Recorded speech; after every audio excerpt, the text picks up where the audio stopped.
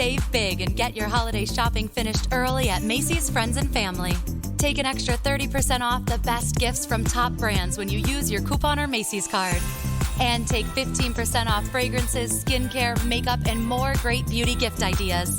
Going on now at Macy's. Plus, get contact-free curbside pickup or pickup in store today. Details at Macys.com/pickup. Savings off regular sale and clearance prices. Exclusions apply. This podcast is a member of the Voices of Wrestling Podcasting Network. Visit voicesofwrestling.com to hear the rest of our great podcasts, as well as show reviews, columns, opinions, and updates across the world of wrestling.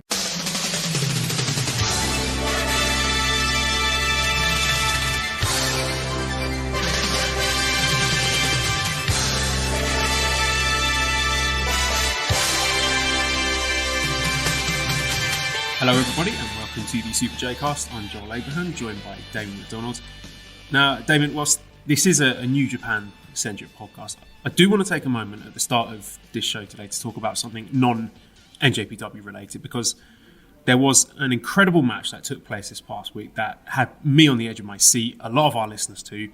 You had the top guy in the company getting absolutely battered by his opponent, a proven killer, but the babyface is eventually able to pull through after a very long time. Some people thought too long, after taking a tremendous amount of punishment that would have kept down lesser men, and show that pro-wrest fighting spirit to overcome adversity, still come out on top. Honestly, Damon, it was so thrilling that it's surpassed Naito versus Okada as my match of the year. Full 5 stars from me. Standing and pacing in my hotel room. Let's give some love to the epic contest between Damon McDonald and COVID-19. There it is. I'm back and healthy. So, yeah, that was a fun 2 fucking weeks. I don't know what you guys did, but I had some fun with a virus, a COVID-19, the 19 version I got. Not the 18, I got the 19.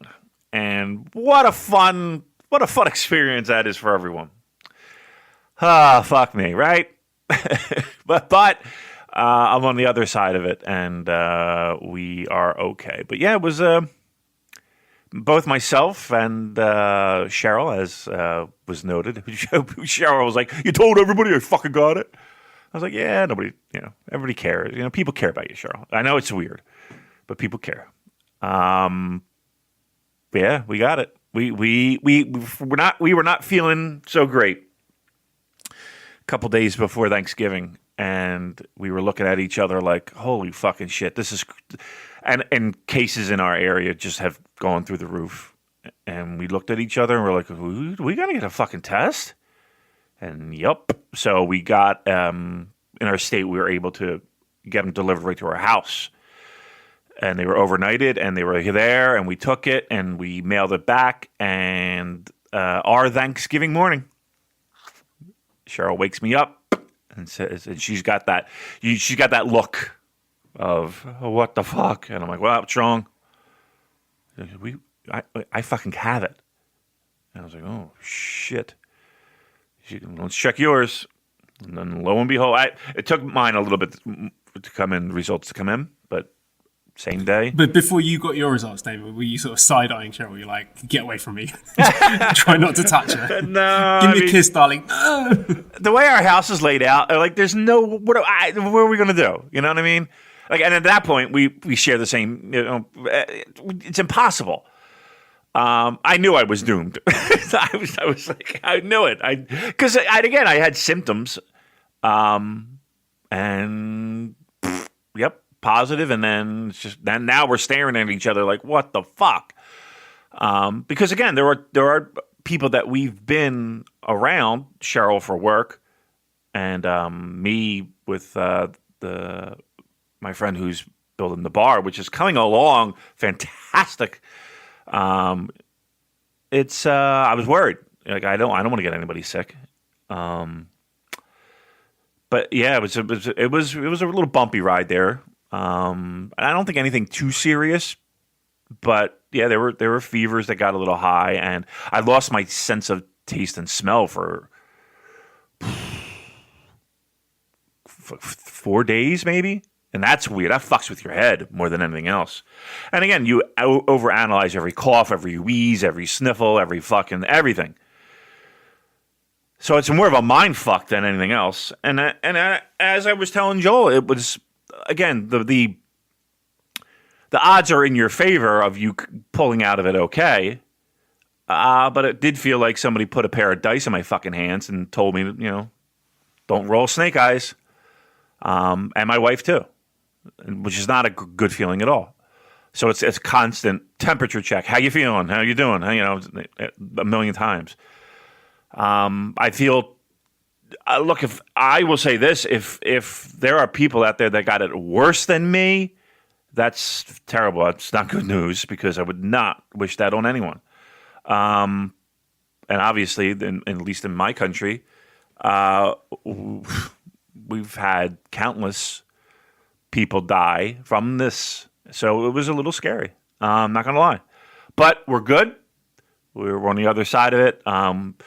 We got tests done Friday, and we're waiting for results. And Cheryl got one back. It said it was like inconclusive. So she's now fucking angry. Like, she's got to get another test because she doesn't have it, but she does not have it anymore. And then I'm just waiting for mine as well. So, but I feel good. I appreciate everyone checking. I'm surprised so many people have my fucking number. That's what I have. Be honest with you. But yes, I did receive tons of get wells and get betters and hope everything's okays and checking ins. And I can't possibly thank everyone, but I appreciate it even if you gave it a thought because I will say this, that if you do know someone who does have it, do check in because they do appreciate it. And it's scary. I'm not going to lie. There are times of doubt. So if you know someone, check in with them and do the same. Be safe. I don't know where I got mine. It wasn't like we went to parties. It wasn't like we got fucking, we hit the club. We literally go nowhere. So I'm not even certain about, for at least for me personally, like getting it while you're going shopping or getting it while just stay the fuck home if you can. Because we didn't get it. It didn't feel like we got it from human contact because I hate people in general.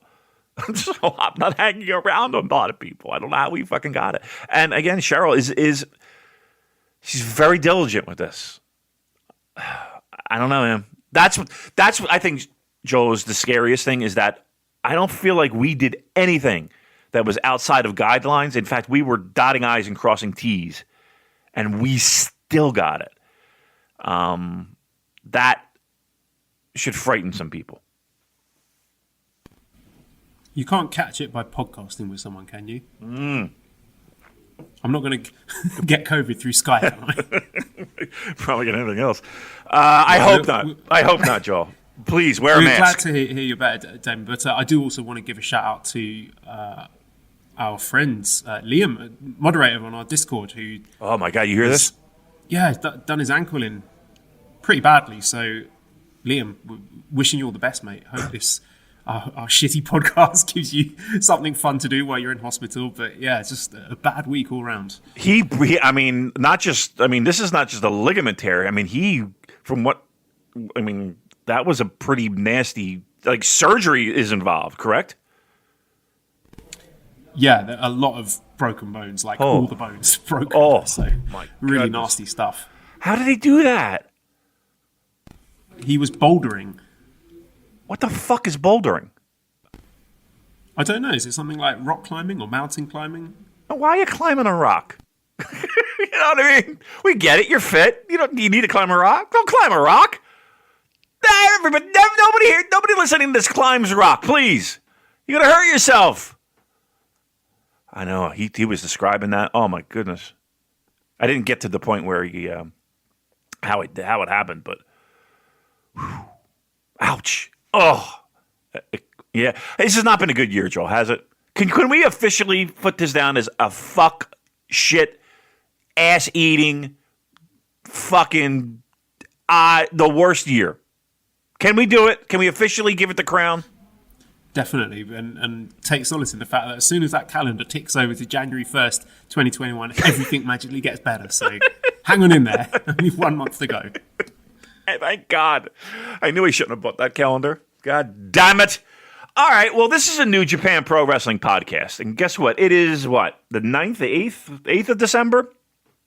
And the year is almost over. And dare I say, two of our least favorite tournaments. No, that's not true. Two tournaments are almost done. Thank God. We got Wrestle Kingdom right around the corner. I'm going to be truthful. It doesn't feel like it's right around the corner. It doesn't feel like the holidays are here. It doesn't feel like it. I don't know what's missing, but I'm sure we'll try to connect being the in dots. Tokyo, Damon. That's what it's missing. I was thinking about that the other day. Man, that's a big chunk of it because we would be getting ready to go, as well as many of our listeners would be getting ready to go, and that is not a possibility this year. And I will say this too. It's just weird that look, they're doing 2 nights at the Dome. I don't know how the fuck they're doing that. Still don't know. I mean, I was thinking about the idea of the card in my head, and I'm like, that's barely one night. What possibly it could be. I don't know. It just doesn't feel the same.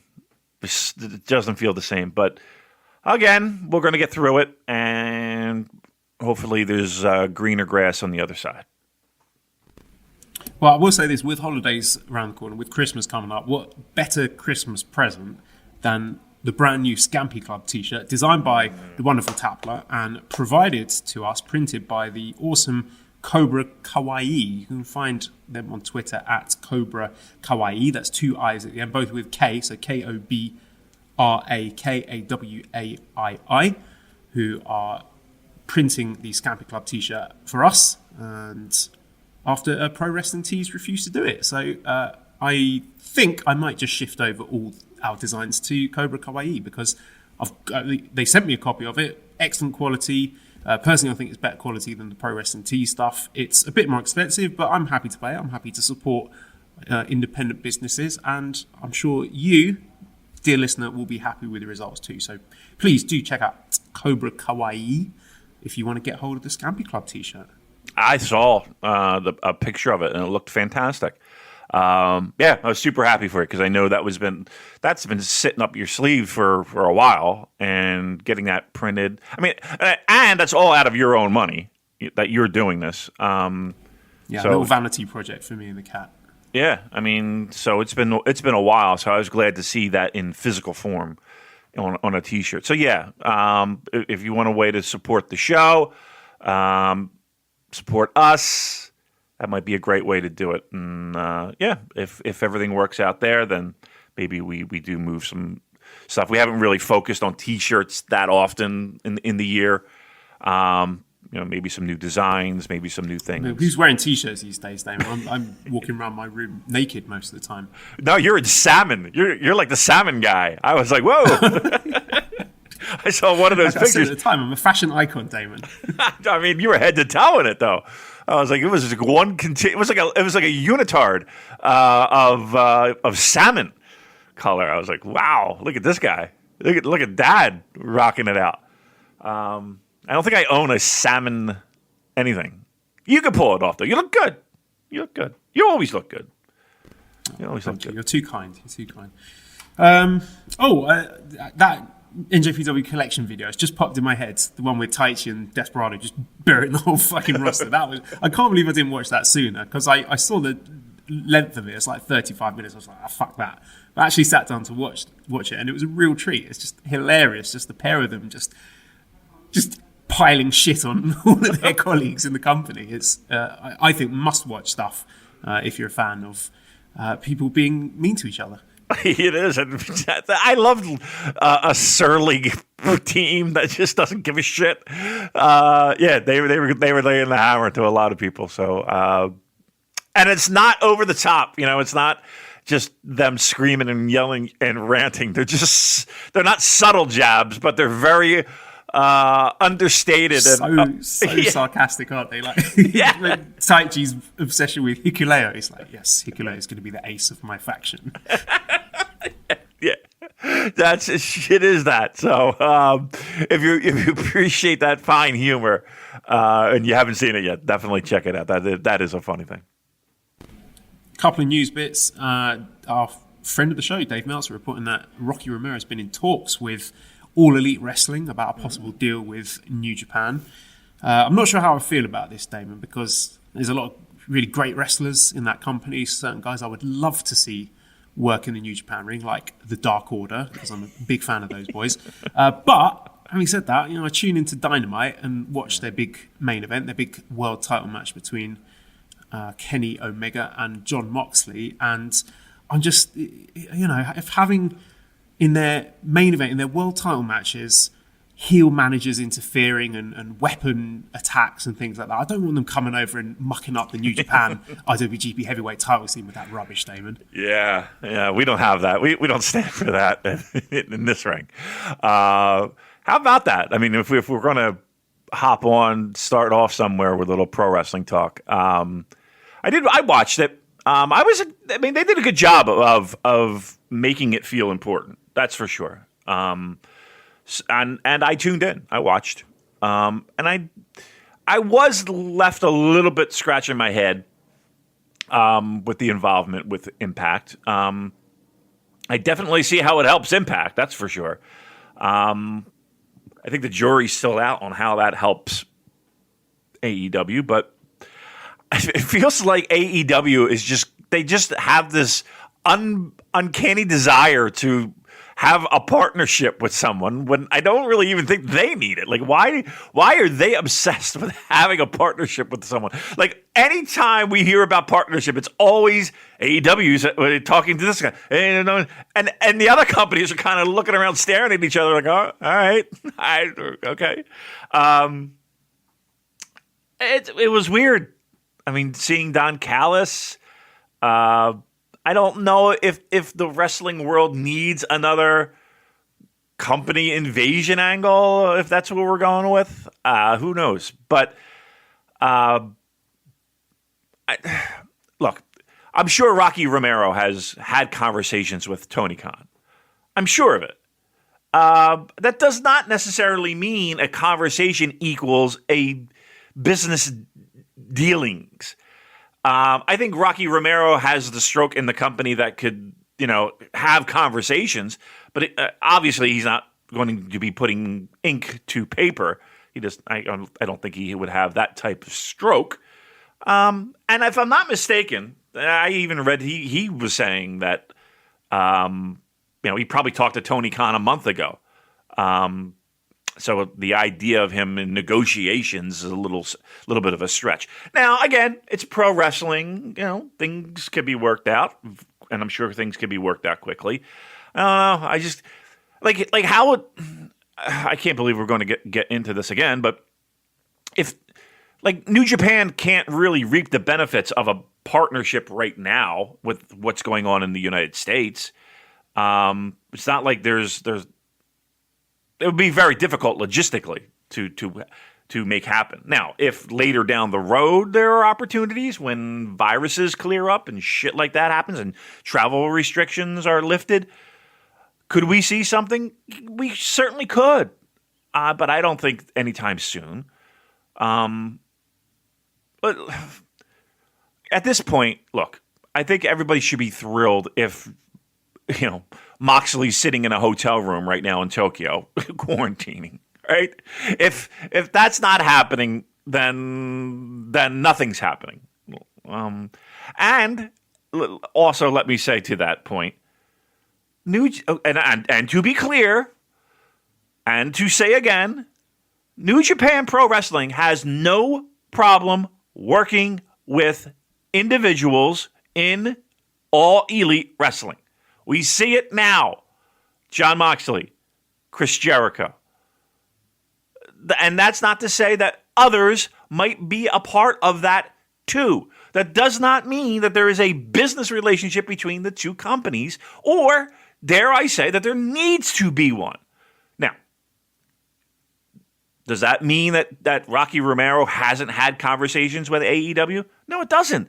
Does it mean that he has? I mean, he talks to a lot of people. And again, talking doesn't necessarily mean Tanahashi's showing up on AEW Dynamite, right? Let's put it that way. And the last thing I will say about it, Joel, is I hope that this partnership succeeds in some way so that we never have to talk about an AEW New Japan Pro Wrestling partnership. But let that partnership grow and blossom, and have Don Callis make all his dates and show up on time. Let's make sure that happens first, and then they can have a partnership that grows and prospers. And away we go, and we'll never have to talk about it again. Yeah, like if they actually do make a deal between AEW and New Japan, yeah, I'll be as excited as the next person. It's just all the talking about it. It's the discourse that I can't stand, Damon. I'm just absolutely sick of it, and the lunatic fans on both sides, to be fair.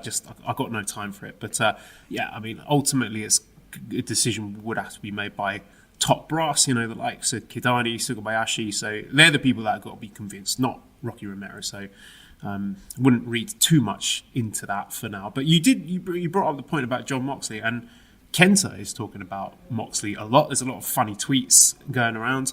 Even Tony Khan did say that Moxley won't be working Wrestle Kingdom 15. So I don't know if he's just sort of being a pro wrestling promoter. How much does that definitely mean Moxley won't be at Wrestle Kingdom? Who knows? But it does seem a bit strange that Kenta would be talking about Moxley so much if the possibility of an encounter was not on the table, because it's pro wrestling 101, isn't it? You don't promote an angle that is not going to be happening. So what are your thoughts on the Moxley situation, the fact that Tony Khan said it's not happening?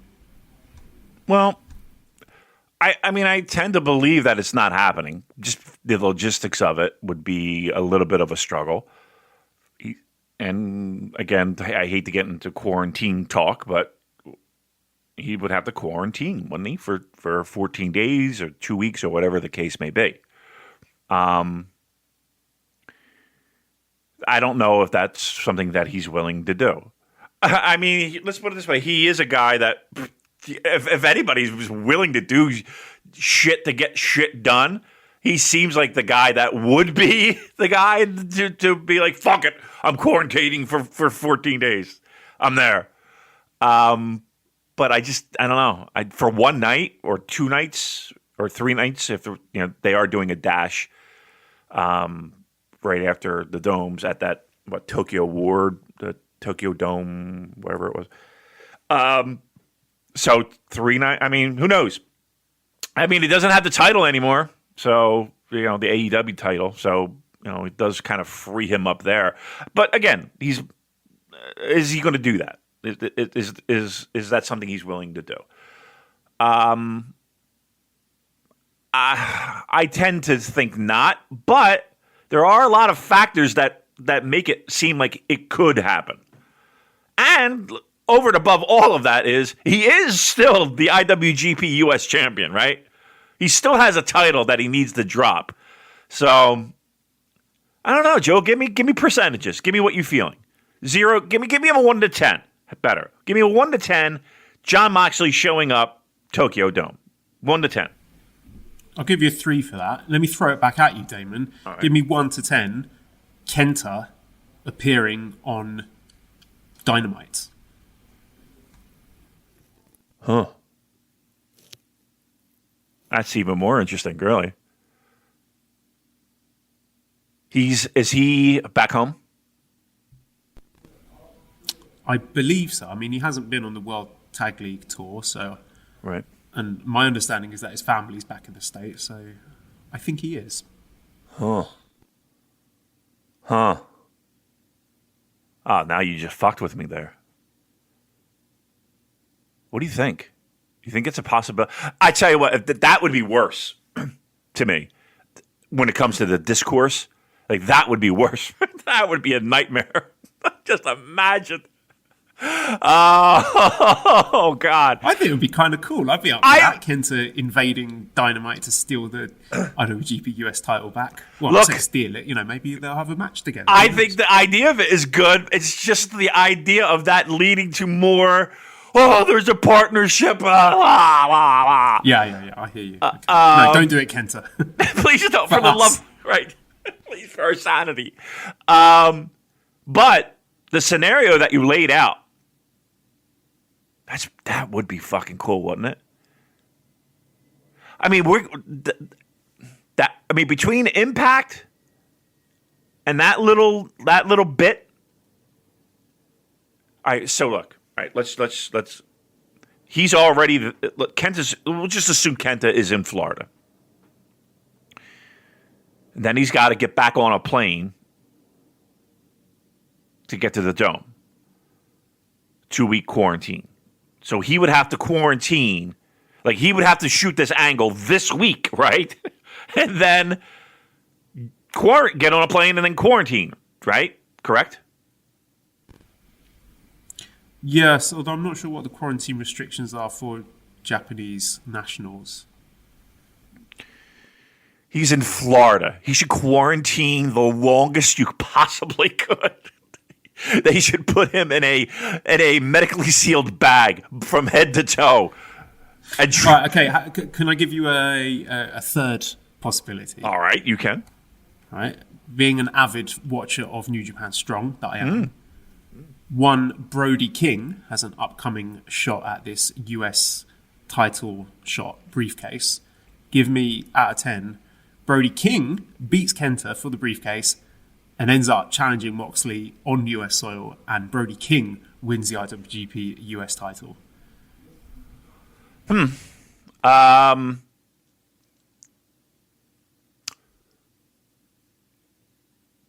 Is there a announced match between King and Kenta for the rights to the briefcase?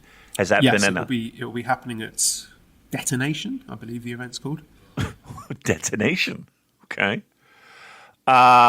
When is Detonation, Joe? I have no idea when Detonation is. I will have to check. All right. Come on, Mr. Strong. Offer. So we're going in early with New Japan Strong Talk. We really are. Damon. You can't get enough of it. I had COVID. I have an excuse. I couldn't watch. The beauty about me talking about Strong is I could just be making shit up and no one would know. No one would know. Right. Okay, so we have one show on December 11th and one show on December 18th. So I'll just quickly go through the two cards for those shows. So this Friday, December 11th, we've got DKC and Clark Connors against the Regal Twins. Mysterioso, Finley and Juice against Hikuleo, Chase Owens and Tangaloa. ACH against Tamatonga. Carl Fredericks against Jay White in a singles match. That'll be interesting. And then on the following Friday, December 18th, we've got Rocky Romero versus Danny Limelight. Jeff Cobb versus Russ Taylor. Fred Rosser and PJ Black against JR Kratos and Tom Lawler. And then the main event will be the heavyweight right to challenge US contract, Brody King challenging Kenta. So that will be televised Friday, December 18th. Okay. So we can assume that that's been taped already? Yes, I believe so. Okay. All right. And then Brody King would have to then challenge Mox, and that could be taken care of. And to throw another wrinkle into that, I believe Brody King also has a ROH title match against Roosh at roughly the same time. Sheesh. Double champion? Christ almighty. All right, so let me give you my percentages, 1 to 10. I'm going to go 2. I don't think, and I could be dead wrong, but I just don't see Brody King walking. Even though I know they do like him, I just don't see him being that guy yet to do that. In the same breath, I think Kenta would be an unbelievable moment. But even then, I just look, stranger things. Damon, we're putting more thought into the IWGP US heavyweight title than right. fucking New Japan does. So right now it's in a box being shipped back to Tokyo. I know. Trust me. Yeah. Yeah, but that would be that would be at least interesting. And again, it's been a fucking crazy year. So I would put nothing past either of those two promotions of having either of those two scenarios. I'm going to say they're low, but hey, let's surprise us. Let's rattle the world a little bit. Bring on the chaos. I'm up for it. I'm up for it too. What the fuck? Let's fucking do it. All right. Well, while we're still on Strong, just a little thing here that two wrestlers who have been appearing frequently on Strong and picking up big wins, Alex Zane and Russ Taylor, have both joined WWE. So yeah, it's hard not to feel a little bit disappointed. You know, it's not like I was expecting these guys to be in the G1 next year or anything, but they were wrestlers I enjoyed watching. I thought they were, relatively valuable to Strong, but at the same time, you can't blame them for wanting to take a steady paycheck with the state of US wrestling as it is at the moment. So don't begrudge them signing WWE at all. But I just, what the fuck are World Wrestling Entertainment going to do with these two guys? They're not. I will be stunned. I will eat my hat if they end up doing anything of note with WWE. So it just makes you wonder, what are they playing at? They're just hoovering up everyone that they can, and it's not that I'm particularly going to miss Alex Zane or Russ Taylor, but it's not a coincidence, is it, Damon? That as these guys are starting to build up a little name for themselves on Strong and picking up wins over guys like Rocky Romero or whatever, that suddenly WWE comes swooping in, or am I crazy? Am I being paranoid? No. I mean that's been WWE's game plan for quite a while now, hasn't it? It is disappointing that and I get it. People kind of feel like you're using New Japan platform to make a name for yourself just so that you can go sign with the big boys. I don't blame them at all. Let me be clear, right? I think if New Japan really valued them, they would have offered them a permanent deal. Maybe they did, and maybe the guy said no to it. So again, I don't want to accuse these wrestlers of selling out or whatever. No. If I would quote unquote sell out the first opportunity I got. We all do. We've all got to earn a living somehow. So I don't begrudge them at all. It's just, I don't know. It's a bit. It's the principle more than the actual event itself. There are. Look, when you get into pro wrestling, I would say that there is a large percentage of ladies and gentlemen who that's the end goal. I mean, it's like playing for the Yankees, or it's like playing for United, or it's like playing for, just teams with an iconic brand, and arguably the largest brand there is in that field.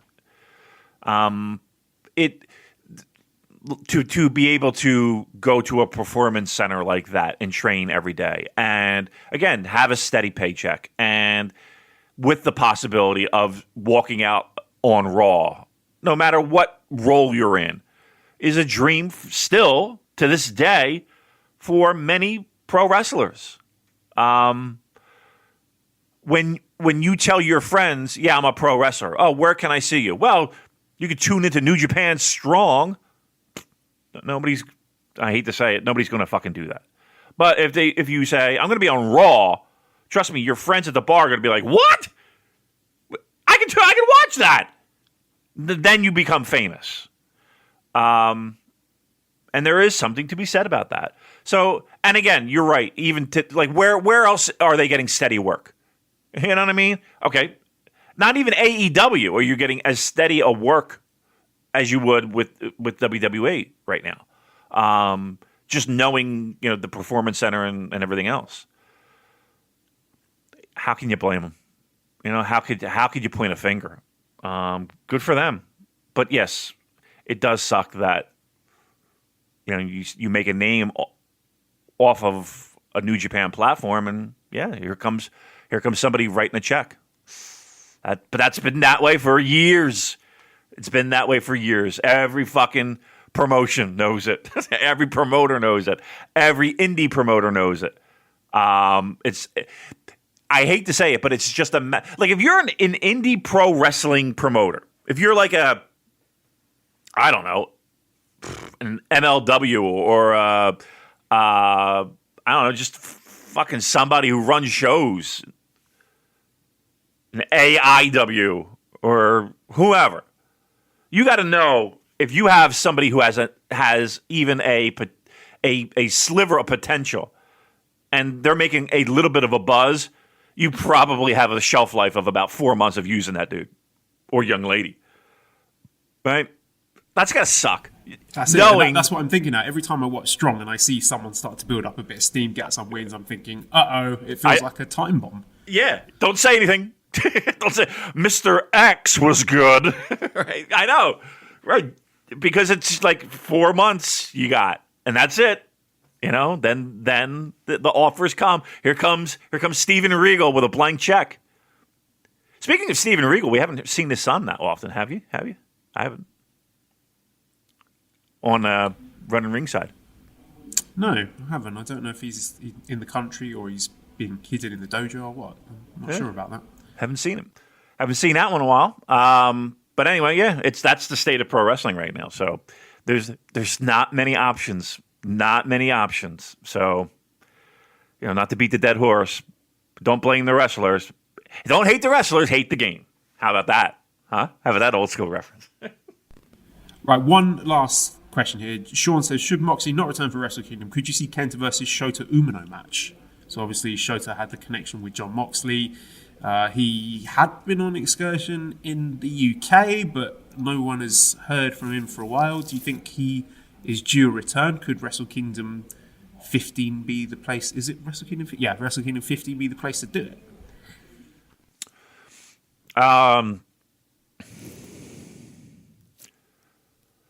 You could, but I mean, I can't believe all this bullshit over the U.S. title. We've done 36 minutes. We talked about Best of the Super Juniors and World Tag. Okay, should we move on then? I guess you don't have any strong feelings on that. Yeah, listen. All right, Best of the Super Juniors. Just your general thoughts on the tournament? It wasn't bad. Yeah. I mean, it was. Look, it wasn't. I hate to say the same thing I said 2 weeks ago, and I don't think much has changed in the sense of. I think a lot of the teams that we figured would be in the mix are in the mix. And I think a lot of the teams that we would say, okay, finals, they're there, right? So there's no real surprises, at least not on my end, of who's sticking around and who's not. I think the match quality has been good. At times, it's been better than I expected. I think there's standout performers. And I don't think that there's any team where I'm like... Sorry, Damon, you keep saying team. I'm talking about Best of Super Juniors. Oh, I thought you said World Tag League. I'm sorry. My bad. Then let me switch gears. I mean, probably the same thing could apply, no? Because I think they've both been good tournaments. Yeah, I would say Best of the Super Junior I enjoyed a little bit more. I think their highs were higher than World Tag League, right? So the matches that I enjoyed the most from Best of the Super Junior, I think, were better than the matches I enjoyed most of World Tag League. Which matches did you enjoy the most? You saw the Robbie Eagles Hiromu match, right? Yes, at Korakuen Hall. I thought that was outstanding. Just a star-making performance from Robbie Eagles in particular. I liked it so much, I actually added it to our ballot for Match of the Year. Good, because I did enjoy that a lot. And for me, that's been my favorite match of the tournament. And it feels like it was months ago. It really does. Because I know we didn't talk about it last week because we didn't do a show, and I don't even think we talked about it the show previous. But I think Robbie Eagles had an outstanding performance, even though the point totals didn't really match up.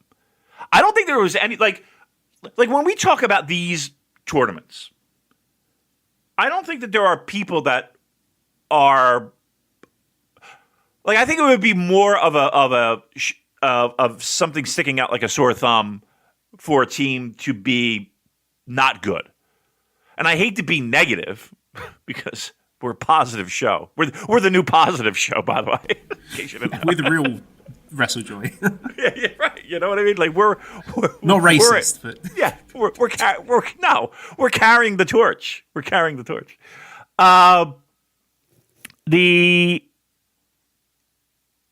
There were not bad performances. Like, give me the worst performer. Best of the Super Junior. Watto? I think and he Bushi. Bushi, he wasn't terrible. He was just Bushi. Right. You know, he just half the time looks like he doesn't care. He is capable of putting on an entertaining closing stretch if he's in the mood and if he's with the right partner. But more often than not, the first half to 2/3 of his matches are as dry as toast. So I can't bring myself to get enthused about it. I mean, a lot of people are going to point to Master Watto, who I thought was decent, but he did flub some spots that drew attention to them in a way that, you know, lots of GIFs were shared and people are looking at these GIFs on Twitter thinking, oh, this guy stinks, and they haven't watched any of his matches. So I think it's unfair to judge him based on those screw-ups, but at the same time it's a little bit concerning because there is a bar for quality of being a New Japan wrestler. Like that sort of stuff doesn't usually happen in New Japan matches. Right. There's a baseline of quality that a lot of people are looking at these watches and thinking, you know, is Watto up to scratch? Because this is not, these are not isolated events. It does keep happening in his matches, but I think they are casting a shadow over his overall performance, which I thought was pretty good. I thought he improved throughout. He grew in confidence, and I thought by the end of the tournament, I thought that, like, his match with Hiromu on the final night was really, really good. And you know, admittedly, he's against Hiromu. Hiromu has good matches with everyone, but I think it was he's obviously got a bit of a push there. He picked up 8 points, which he had a main event. He won a main event against Desperado, who's in the final. So I think he was given a bit of rub there with the booking. So I can't throw him out yet. I can't say that he's trash. No, but and you did bring up the good point of, okay, the flubs. And again, everybody makes mistakes, everybody flubs, but do they? Right? Because if you go through that entire tournament, it's not like, you know, you're seeing Taguchi fucking make those type of... Yeah, he does it more frequently than anyone else on the roster. Right. That's the truth. So when people talk about him with a little bit of what's going on here, I think that criticism is deserved. Does that mean he's a terrible pro wrestler? No. That just means that there's something's not clicking. And when something doesn't click in that regard, that's where people could get hurt and injuries can occur. And trusting the partner, your dance partner, becomes a little bit, am I going to take this fucking move from this guy? Am I going to not take, you start going into thinking about yourself and your safety. If you're in the back watching that on a fucking monitor, like, okay, I ain't doing that spot with him. So, you got to have that. You got to have that trust. And if you don't, that's hard to have a fucking great match with a guy who, a flub a match. That's not good. You don't want that. Give me Desperado. What were your thoughts of Desperado this match? Yeah, that's what I wanted to do, actually. Go through just briefly each of the guys and you give me your thoughts. So let's go from the top there. Desperado was top of the pops with 14 points. This is a strange one because a lot of people in the West handwave Despy. They just, based on his credentials, I think, he's a tag wrestler, he's a mid-card junior. But in Japan, he's hugely popular. He's got his whole cheering section for him in the domestic fan base. So I am delighted to see him finally get a push and get through to the final. I don't think he's going to win the final, but just to acknowledge what the what I think is fantastic singles work, and I think he's had a really, really good tournament. He's had some outstanding matches. I love his character work, just being a scumbag, but kind of a lovable scumbag in a way. He's got really good style of emoting. I think his promos are really good, and I think he's got a tremendous amount of upside, and it's good to see some of that start to get realised, because he missed out on Best of Super Juniors last year, and a lot of the time he's a guy that you don't get to see in big singles matches very often, but he's had a bit of elevation this year. He had the big match against Shingo. He had a little run in the New Japan Cup. So I'm glad to see him being put in big spots and doing well. And I've got very high hopes for the final at Budokan on Friday. Yeah, me too. He's always been a glue guy for me, right? He's always been a guy that in a division that in the past 5-6 years has had a lot of shining stars. He's been like glue. And he's held down those tag titles, and he's made them more relevant than a lot of other teams, that's for sure, at least in my eyes. So, yeah, it is nice to see him kind of get that little bit of elevation, a little bit more of a spotlight. Again, in a weird year, I mean, sometimes you have to do some strange things, but I don't think anybody has like. There's no one complaining. Oh, El Desperado's in the final. Like, I haven't heard one peep of anyone complaining about that. I think it's well deserved. Here's the thing too. I know that you said you don't see it happening. I would have zero problem with the upset. Yeah, I mean, the reason I say I don't think he will is because I think being a junior tag champion, I believe that is his direction for Wrestle Kingdom. But if he does beat Hiromu and we get Despy versus Ishimori for Wrestle Kingdom, I'll be delighted with that. Yeah. I mean, does feel like... Sorry to interrupt again, but beyond Hiromu, it doesn't feel like there's... who's the next guy? Who's the next big star in the junior division? But, it could be Despy. That's what I was going to say. In years where we've had countless options, it felt like this year really doesn't. Again, you got Ishimori at the top, and we're assuming that Hiromu wins challenges and wins. If Desperado is occupying those junior tags, where do we go from here? Are we going to just see a constant revolving Ishimori? Is Robbie Eagles finally going to get a little bit of an elevation? We're assuming Wato and Taguchi, right, for tag titles? Yes, I think so. That's been the implications with the backstage comments. Right. Given that Despy had 2 losses during the tournament and they were against Wato and Taguchi. Right. So let's just go with the idea of Hiromu winning. Do we now look to the Super J Cup? I almost said Super J Cast. Every time I see it in print, I think people are talking about us, and they're not. They're talking about the cup. Do we look to? We should get those jackets, Damon. The gold jackets, but with Super J Cast on the back instead of Super J Cup. That'd be fucking rad, wouldn't it? I'd be down for that. Can I have a 2XL, please?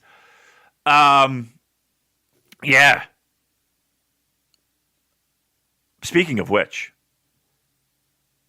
and I think I saw it off of your tweet.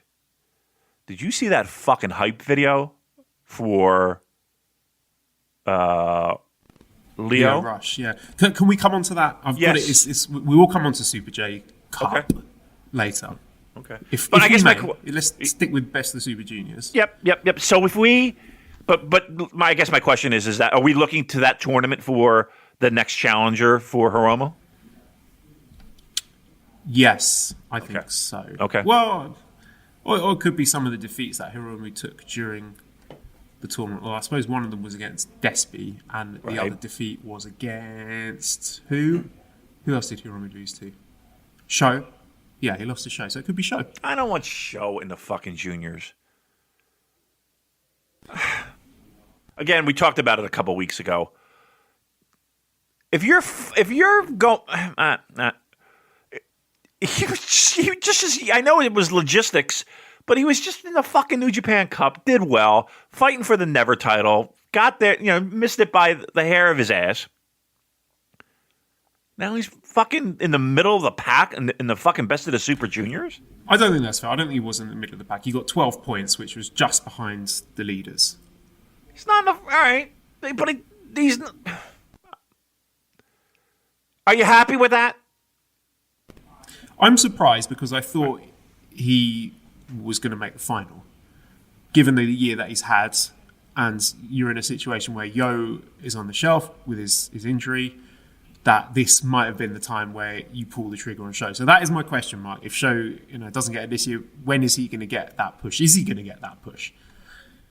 Know what it feels like to me? I think he is valuable to the junior division because he brings something different. Because he's a chunky boy, he's powerful, and he wrestles a different style to a lot of the juniors, which I think makes for interesting stylistic mixes. And I think he's been very, very good indeed in this best of the Super Juniors.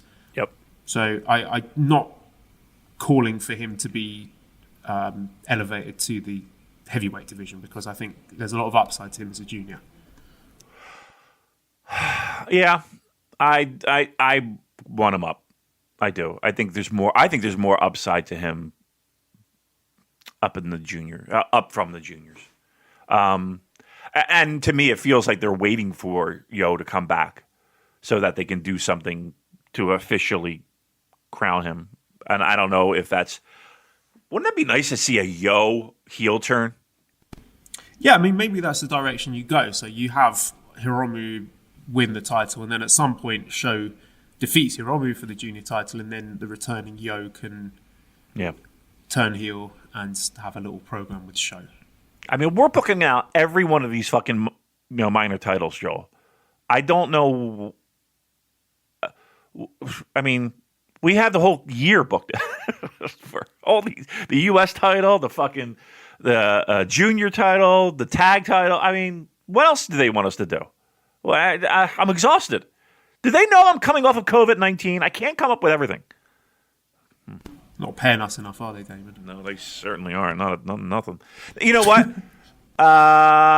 No, I was going to say something ridiculous. Never mind. No. All right, let's talk about Hiromu then, who has also made it through to the final, and he has been outstanding in this tournament, as expected. One of, if not the best wrestler on the planet. So charismatic, and just day in, day out, just going out, having bangers with everyone that he meets. And for me, I think is making a late but strong push to be in the conversation for New Japan Wrestler of the Year. Ooh. I'm annoyed that I have to preface Wrestler of the Year with New Japan, but there's idiots out there who don't realise we're a New Japan podcast, Damon. So what did you think of Hiromu's tournament, and do you have him in the mix for Wrestler of the Year? I think he's had an outstanding tournament. And I think that I don't want to say by a country mile he's the best, but there is, to me, a sizable distance between Hiromu and everyone else in the pack. Agreed. On a consistency basis, right? There might have been people who have had better flashes, but consistently, I feel like Hiromu is the guy that you don't miss. And he needed it. Because the worst thing that happened to Hiromu was G1. The worst thing that happened, because he was out of sight and out of mind. And it happens every year. And that's why sometimes it's a little bit difficult for a junior to consistently have Wrestler of the Year buzz about them. And we've seen it in previous years. I remember Ricochet was a guy where buzz about Wrestler of the Year. And then you got into the summer months and it cooled off considerably. I remember Kota Ibushi having something very similar to that. Things cooled off. There is... I remember Kushida, too. I remember that. So it's hard. He needed to have a head and shoulders better tournament than just about anyone else to remain in the mix of the conversation. I think he's firmly in there.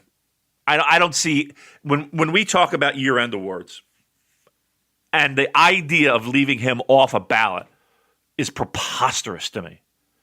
Preposterous. And Naito aside, name me a guy who's had more spotlight shined on him. He's had a rough year when it comes to missing out on opportunities again. But there's not a guy that hasn't been a focal point. Like, name me a guy who has been more of a focal point to this company than Hiromu.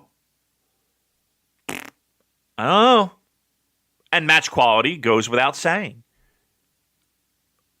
So, to me, not to give away the cards, but it feels like it's a two-man race when it comes to Wrestler of the Year. And they're both in Los Ingobernables. Didn't know you were that high on Sonata this year, but stranger things have happened. Let's talk about Taiji Ishimori. He's a guy who a lot of people said, us included, that he can phone it in from time to time, but I thought he was consistently really good in this tournament and carried himself like a champion. Because some of the time with all the spotlight on Hiromu, you kind of forgot that Ishimori was the guy with the actual belt. Right. But I thought Ishimori was really good. I thought he had some terrific matches and was a worthy champion throughout, even though he wasn't the best guy. Yeah. I don't know if I'm as high on Ishimori as you might be. Like, on a scale of 1 to 10, I'm in the 6, 7 range. I don't know if I'm in the 8, 9, 10 range. Why do you think that is with him? Do you think it's just the amount of matches and the amount of years that he has under his belt that he carries himself in that way of...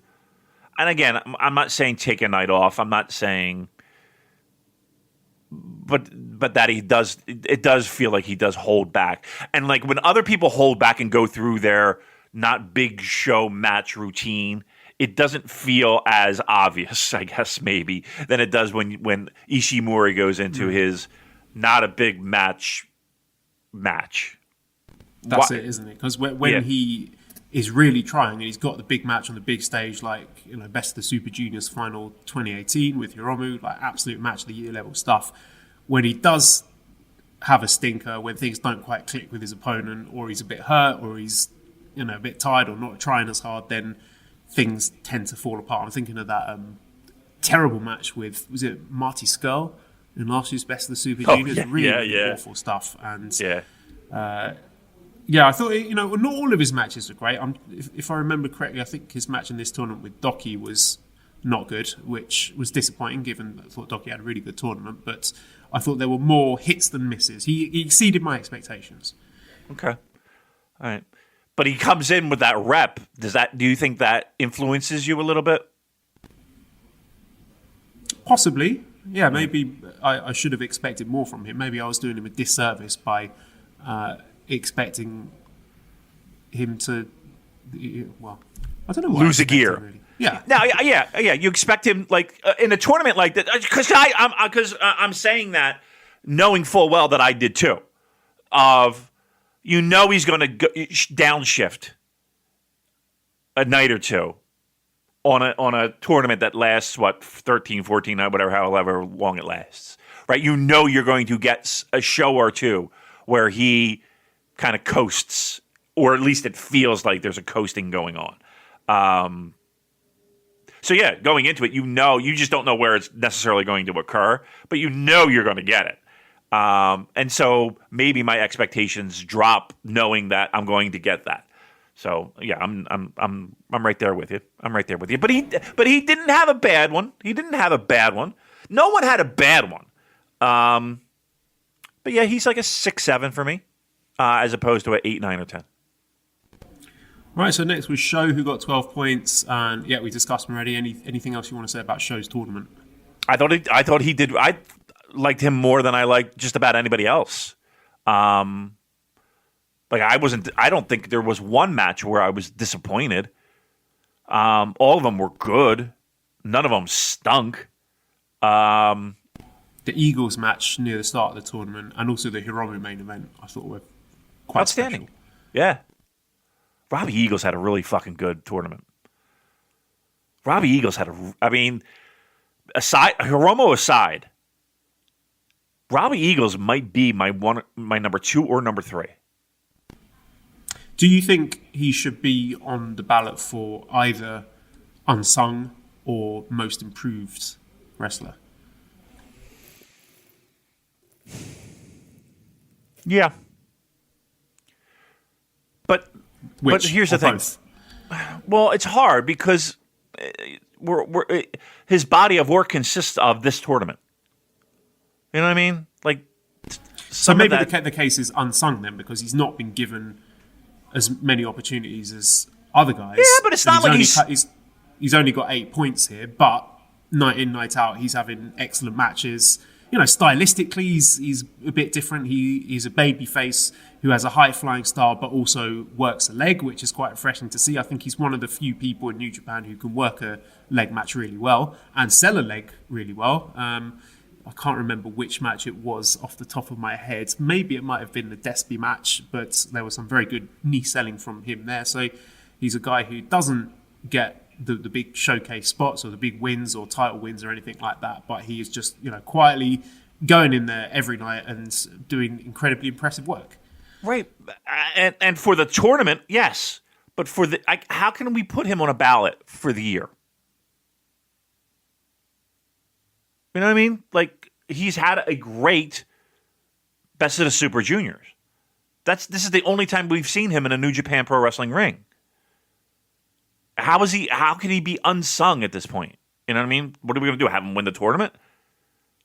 I think he's right in the role where he should be. Most improved? I think he's been great from the jump. I don't think he's going into this tournament where people had low expectations of him. People had expectations. I mean, people, were clamoring to have the guy the minute he got on Japanese soil to be a part of the empire.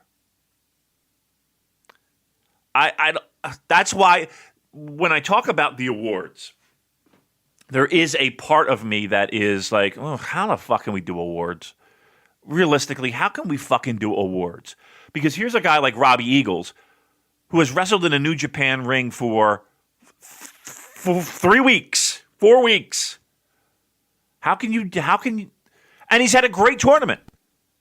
How can he be fairly judged in these categories?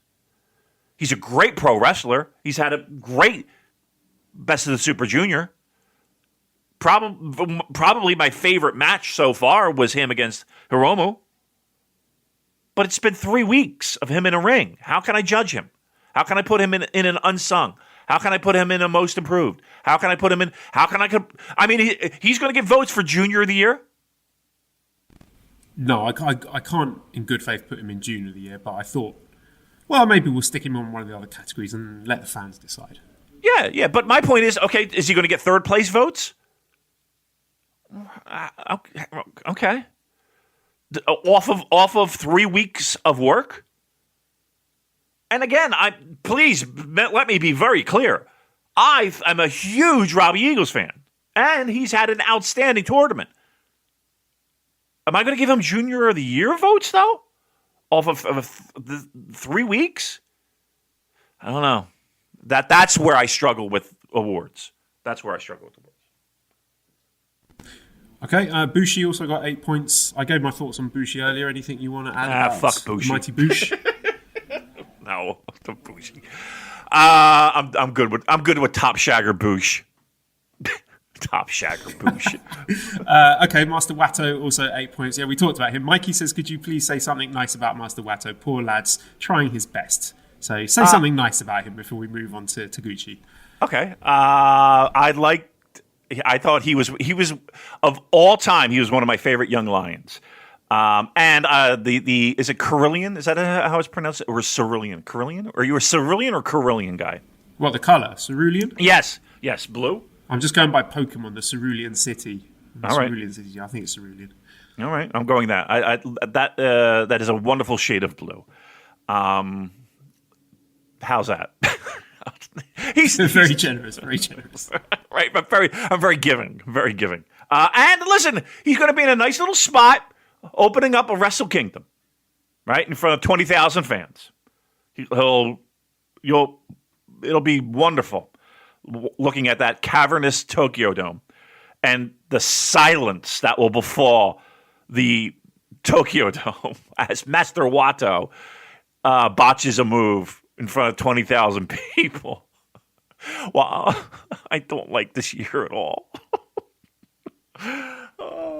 Well, let's talk about his tag team partner, Taguchi. That would cheer you up with his bum shenanigans. I thought Taguchi was, you know what you're going to get with him at this point. The ratio of tap on the shoulder Taguchi to bum shenanigans Taguchi seems to lean more in favour of bum shenanigans than tap on the shoulder. But that said, I thought his match with Hiromu was outstanding. Absolutely loved it. And what I particularly liked about it was the fact that they started with the shenanigans, all very silly. But then halfway through the match, he flipped. They had that Hiromu started slapping him, and then Taguchi that little switch went off, and he was just like, fuck it, I've had enough of your shit. And he started hitting Hiromu back, and he started taking it seriously, and he'd had enough of the nonsense, and that stung his pride, and he went full into business. No more bullshit. I want to win this match. I'm going to show this arrogant little shit who I am. And that's what I love in pro wrestling. I love seeing in big spots when wrestlers show a bit of character growth. I'm not asking him to go into super serious mode in every single match, but I think it's something that's lacking in certain wrestlers where you need those sort of levels that you can go to. For example, I would have loved to see from like Sanada in the G1 final, him, show a bit of it, or his matches against Evil. And I don't want to turn this into another debate about Sanada, but I thought Taguchi in that match against Hiromu showed something that is missing from a few wrestlers, that ability to be able to flick that switch and go into that extra gear to show that you care about this and this is serious. This is, your profession, your pride, and you're serious about winning the match. The fact that you can show emotion that is suitable for the moment. Right? That's key. Like, I don't want you to be the same guy in every fucking moment. And again, let's not go into Sanada and all that, but that's literally... Yes, he could learn something from Taguchi there. Right. That is when we talk about that, okay, make your response appropriate to the situation. And the idea of people not doing that's the textbook example that we point our finger to. So, yes, and the fact that Taguchi showed up at the right time, no more bullshit, I'm going to show you who I am, was appropriate for the moment. And yes, that's all we ask of our pro wrestlers, right? Maybe not all, but that's a big thing. I think for us anyway, is having an appropriate response to the moment. Doki got 4 points, and I think he's definitely got to be on the ballot for most improved because he just showed an extra gear in this tournament that he didn't last year. And I was so impressed with him that he was maybe more confident to go and show some of his more sort of high-flying, daring, ambitious lucha moves. But he was great, really good emoting for a guy wearing a mask, and I just thought he was a credit to the tournament, and he made other people look good. And I jumped out of my seat when he managed to pin Bushi. What a moment that was. Yeah. Here's what I like about Doki, is that if you're looking at it from this year of just wackiness, he's a guy to me that recognizes that if anybody's going to get cut, it's going to be me. So I'm going to make the most of my situation and my moments to make it a very difficult decision for our company to write me off. Like when there's that meeting, and that there are those meetings currently, and there will be those meetings moving forward. We got to make cuts. We gotta tighten our purse strings. We gotta trim the fat. You know, Doki's one of those guys that's like, okay, I gotta, that might be me. But he goes out there and proves that it's not going to be me, and he's done that consistently. Like he's been. I'm not going to say he's one of those guys where I'm on the edge of my seat when he fucking comes out. And I'm not going to say that he deserves to be a fucking wearing gold. But he is a guy that at the very least, and especially this year, he has made the most of his opportunities. I don't think he's the best. I don't think he's like in ring, just this fucking guy that stands out. Like, to me, Doki means more to me for the company than Sonata. And I hate to use Sonata again. But Sonata is the opposite of what I feel like I'm describing, right? Sonata and again, I don't even want to get into it, but it's like Sonata feels like the guy who has the opportunities and doesn't make the most of them, and he has the talent and the skill and all the things for him. And Doki has none of that. And yet goes out there and busts his ass. And I could be completely off base. We could go in the locker room and be like, people think complete opposite. So be it. Just looking at it from these eyes, Doki feels like a guy who made the most of every opportunity and continues to do that every time he steps out there. Is he in the mix for most improved? I think he has to be. Throughout the entire year. He's been a guy that, again, he's not a fucking top guy, but he's made the most of every opportunity that he's had. And it doesn't necessarily correlate with wins and points and stature and where he is in the pecking order on the New Japan ladder, but he's a guy that makes the most of every opportunity when he's in the ring. So, yeah, I'm pretty confident he's getting one of my votes. Let's put it that way. And speaking of guys making the most of their opportunities, what did you think of Yuya Uemura? No wins, but that didn't matter because every single match was solid. You can tell that the other wrestlers respect him as well because they're not going out, putting away the young lion in 4 minutes. No. They are going out having long matches. I think the match he had on the final night was about 15 minutes long, if I'm not mistaken. Close to it. That's something. I mean, that's saying something. As a learning experience, to have him dropped into a tournament like this every night. He's in singles matches, and if they go 10 minutes, great. If they go 15 minutes, holy shit. But just think of what New Japan has in front of them already, and then plopping them in this tournament where he's working with different guys every night, learning. You got a talent that you have made better tenfold. And here's the thing: he has, to me, he has a look and a feel and a confidence. Like, I feel like his confidence compared to Wato's confidence is night and day. Don't you think? Yeah, and it's not hard to see why he'd be confident because he's got everything. He ticks every single box for what you'd want to see for a young lion to be a superstar. He's got incredible talents in ring. He's got the body. He's got the good looks. He's just got everything that you need, I think, to be a star in New Japan.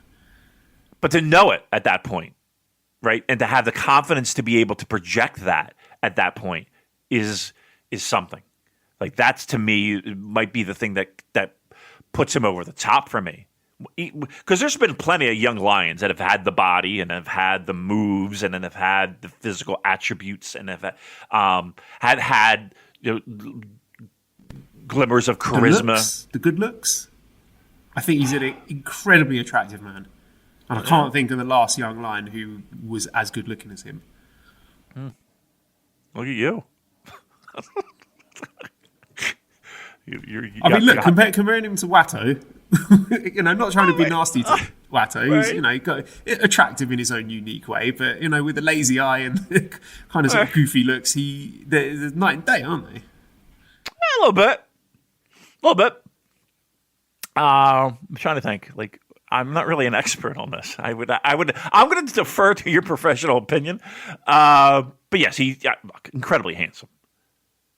Look, look, I don't want to put too much fucking pressure on the dude, but he's got. Look, Is if he carrying doesn't this? end up as IWGP Heavyweight Champion at some my point question. in his career, I would say something's gone wrong. I'd be disappointed in that Okay, because that's where he should be. that is his trajectory. Headlining a Wrestle Kingdom. Yes. Give me a year. 5 years. Within 5 years, Within 5 years, is he headlining I will a Wrestle give you Kingdom? in 5 years. Wrestle Kingdom 20, Yu Emra, main event. All right. You heard it here first, folks. All right. There it is. All right, well, that is Best of the Super Juniors. Let's got into World Tag League. I think easily the best World Tag League I've ever seen. It's tighter. There were fewer hand-waveable teams. Even those ones at the bottom, they weren't terrible. They had redeeming features and were usually elevated when they were facing one of the better teams.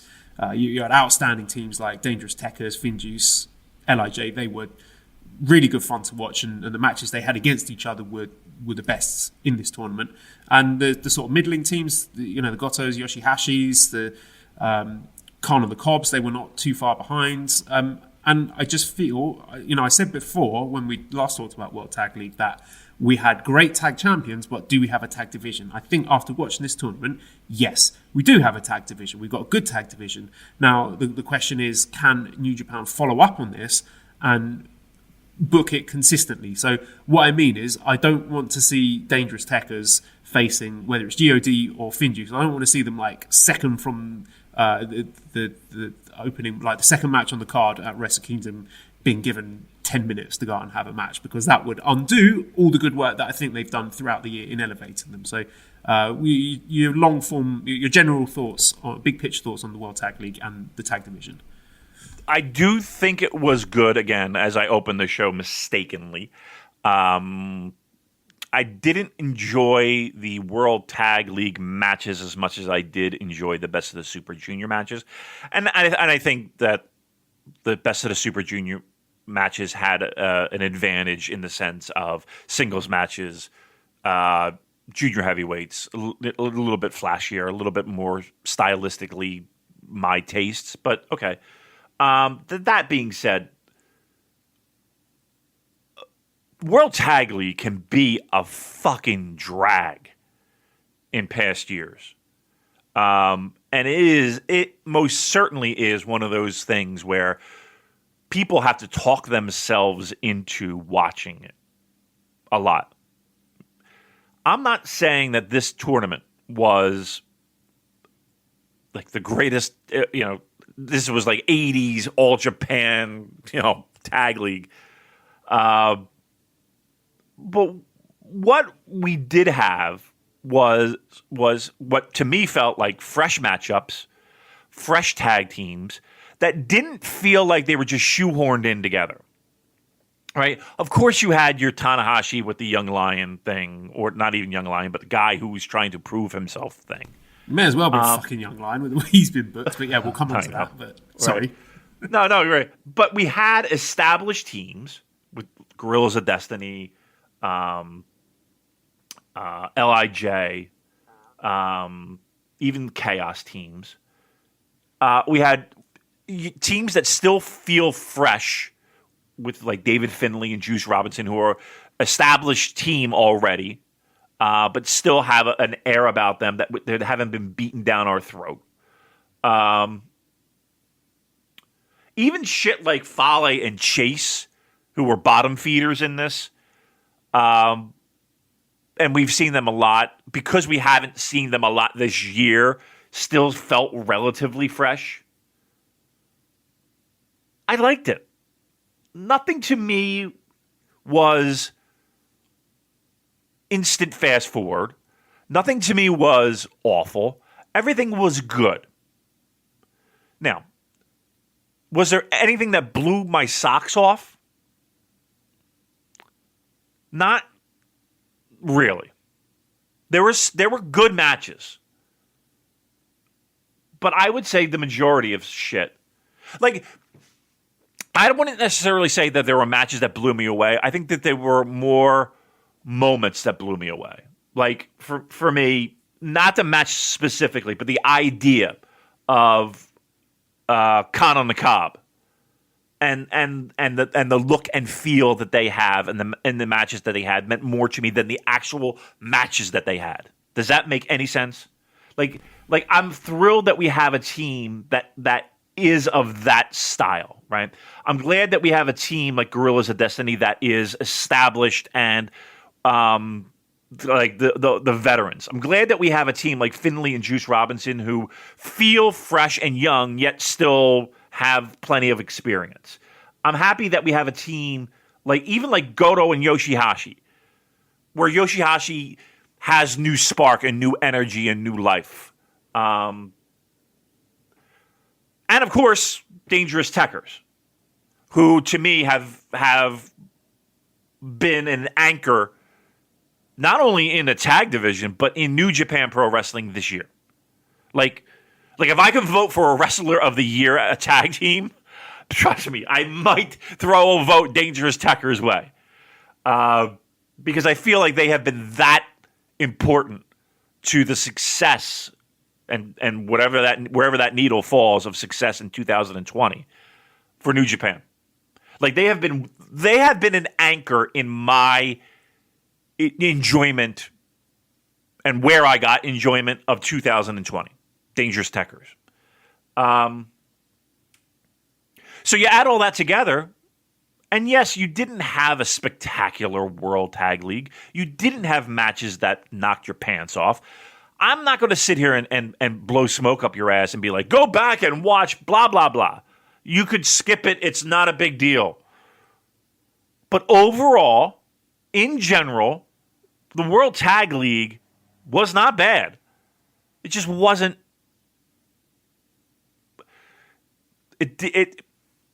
You got solid gifts under the tree. You didn't get a bike, right? There's nothing that popped. There's no.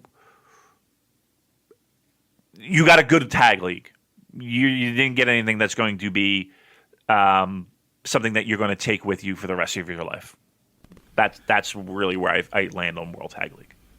One interesting stylistic thing that I think they did this year was in arranging the teams. They had seemingly on most of the teams one hoss wrestler and one sort of technician wrestler. So each of the wrestlers had one guy who was going to do the sort of strong style slugfests, whether that was Tangaloa or Taichi or Shingo, Ishii, Goto, Jeff Cobb, Evil, Hinare, which meant that in all of the matches, well, most of the matches, you would have those two guys facing off at some point and have sort of stylistically a little break in the match, which I thought was a really smart thing that they did. I don't know if it was intentional, but it did stand out to me that you did have those moments in a lot of the matches, which I enjoyed a lot. So let's just quickly go through the entrance then. So FinJuice got 12 points. They made it through to the final, and I think they've really stepped up another level here. And the commentary did a good job getting over this idea that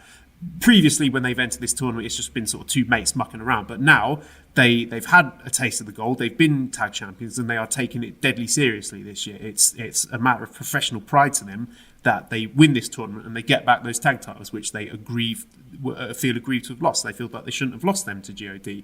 And Finney in particular, I think he's got to go on the ballot for most improved wrestler this year. He looks tremendous. He's more dynamic worker of the team. He's taken all the big bumps for the team. The fact that he's getting big pins as well. He managed to pin Shingo, which is a huge moment for someone like David Finlay. And that LOJ match in general was, I thought, terrific.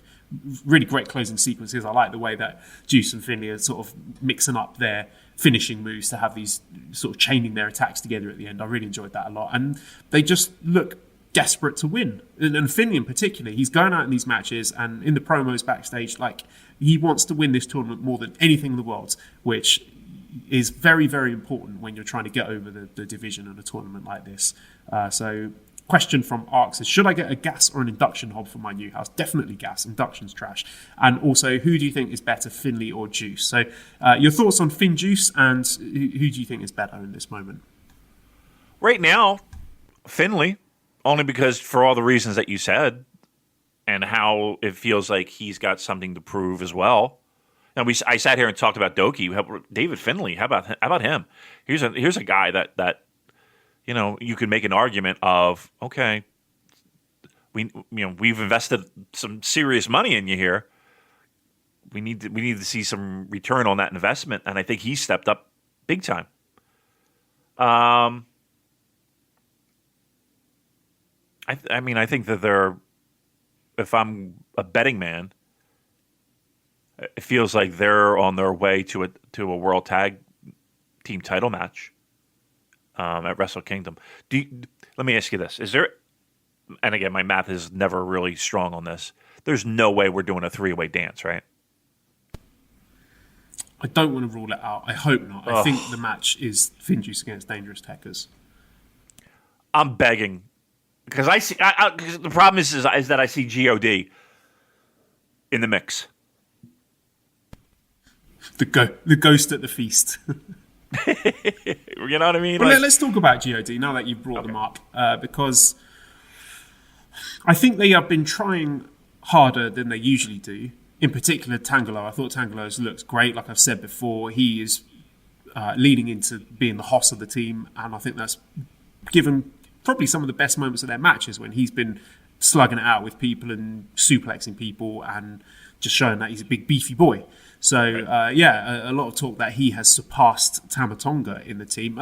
But even though they have been trying harder, and they should be trying harder because they can probably see the lay of the land and see a lot of teams that could easily overtake them in the pecking order for the tag division, that maybe they've been resting on their laurels a bit. But it does feel like there is still a hard ceiling on the quality of their matches. And I was disappointed that they have made it to the final. And I will be surprised and impressed if they can deliver a match that is 4 stars in that final against Finjuice. I'll be surprised because it just seems that where the stars align and you get them at their very best, you're sort of topping out about 3.5. They work together well, though, don't they? Those two teams. So. I think so too. I think it'll be better. They're not as fun to watch as Dangerous Tekkers or Finjuice or Shingo Sanada. So 4 stars is your ceiling. 4 is your ceiling? If they put on a 4-star match in that final, I will be pleased. Cartwheel death match? I haven't got space to do cartwheels anymore, Damon. You got a big courtyard out there. You got plenty of room. You can go outside. So you're feeling confident? You think that God are going to knock it out of the park at Budokan? Sir, I survived COVID-19. I survived COVID. I'm ready to gamble anything. I'm ready. I'm saying David Finley, the performances that he has had so far, along with Juice Robinson against God, who, again, I will say, I feel like they have good chemistry together. If you're setting the bar at 4 for a World Tag League final, I'll take the over. Let's make it interesting. Mm-hmm. I'll take the over on 4. Okay. And again, same rules apply. We need 3 respected wrestling opinions to again, the total rankings over 4. So if it's 4.25, I win. Who are we saying? Dave? Are we saying VOW? And give me a third. Unless you want to use like a cage match or one of those applications that no. I mean, I think it skews a little bit sometimes. Like there's a lot of very Nicole. Booze Leprechaun. Oh, and do booze? Mm-hmm. All right. That fine. I would agree with those terms. So, Nicole, Booze Leprechaun from our Discord, the leader and ringmaster. David J. Meltzer Jr. at Juno.com. And I don't even think it's J, but I don't know why everything's J. And collectively, Rich Creach and Joe, the king of all wrestling media, Lanza, who does more Patreon than just about any human being I know. They will be the deciding factors in this cartwheel death match. Now, if Joel, I win, of course, cartwheels on your end. What do I have to do? Am I doing a cartwheel if I lose? I don't want to make you do a cartwheel, no. So I've just come off COVID-19. I don't know if I have the strength. How about this? Can we think of something else? Can the listeners maybe come up with some stakes for this? Because I'm scared about doing a cartwheel as well. I'm worried I'm going to break my neck. And I know we'll wind up like fucking like in a hospital bed with our ankle shattered. Jeez. Let's. We're going to call it a cartwheel death match, but we'll figure out the steps. But let's have a little wager. Let's have a little star wager, and we'll make it interesting because why not? It's 2020. All right, so what have you thought about GOD in this tournament then? And let me ask you a question from Anwar. He says, now that Tanga has surpassed Tama, should he ditch him and go solo as part of the Never division? And Lawrence says, should they put Tangaloa and Finley in the G1? So your thoughts on GOD and Tangaloa? Don't we still have Bullet Club Dissension and Bullet Club fucking Civil War that we're looking forward to? Right? Isn't that going to be in the mix somewhere? I wouldn't be surprised if that plays a factor in this. I'm not saying GOD's breaking up, but why not? I doubt it, though. And here's the thing, too. I'm not even 100% sold that anyone is overtaking anyone else. Do we really want a Tangaloa? No, I'd say run? Finley, yes to G1. Tangaloa, no. I need to see more. Let's, have a little run in the New Japan Cup. Let's see what he's got. Right. Let's start there. Let's start New Japan Cup. I got no problem with a New Japan Cup. Stick him in. Let's see what you got. Singles. And then we'll decide from there. Finley, I got no problem with either or. All right, Dangerous Techers also on 12 points. I think they have been far and away the MVPs this tournament. Just put over the people that needed to be put over. They've elevated the mid card of the division. I love Taichi choking everyone as his hot tag spot. And, they're even having quality matches with teams lower down the pecking order. The likes of Evil and Udro, they're going to have really good matches with. So they're just raising the bar for everyone. And a lot of the time, they have been working babyface, which has been quite interesting. And, I mentioned to you that it seems that Suzuki going to kind of be repositioned as the sort of face-leaning tweener unit, if you were taking that spot that LIJ were previously filling. And I think Dangerous Techers in this tag league, the way that they were wrestling against the heel teams, certainly gives evidence to that. And they are still talking about Guerrillas of Destiny, so make of that what you will, that even after they face them, they are still firing shots at each other. But what more can we say about Dangerous Techers? Because brilliant, aren't they? Yeah. Tag team of the year for me, easily. I think the conversation will be who's number 2. And a highlight of the World Tag League. And, what more can be said? I think for us, I don't think there's any...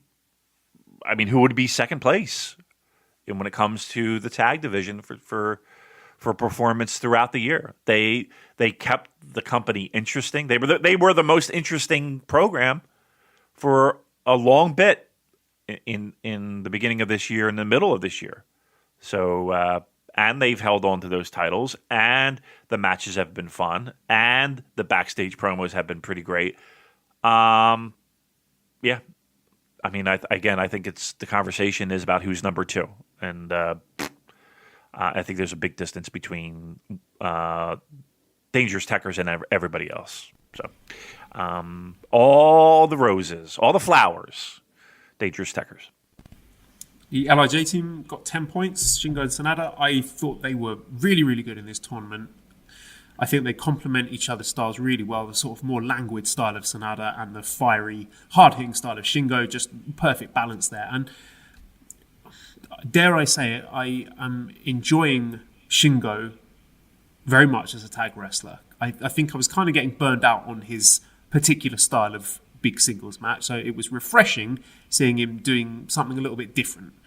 And Sanada, I think, is much, much stronger as a tag wrestler, and he seems to be enjoying himself more. He just seems like, he's smiling a bit more, he's having fun out there, so I don't know if the pressure of being a big singles star was getting to him, but I just think this LIJ tag team has been a big success. I hope they stay together. I like it. I like them more than I like Sonata and Evil when they were doing their thing. Do I prefer Shingo more of a tag wrestler? I don't know.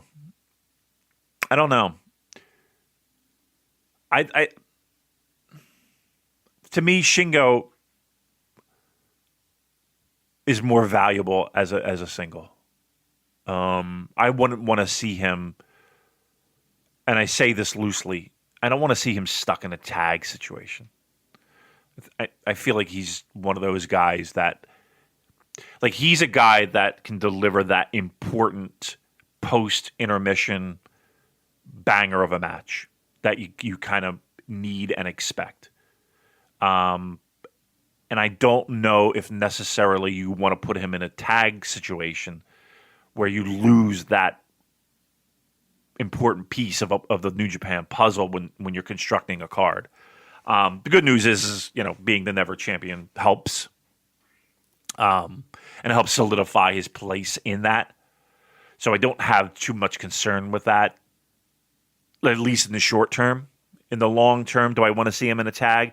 I mean, not really. Not really.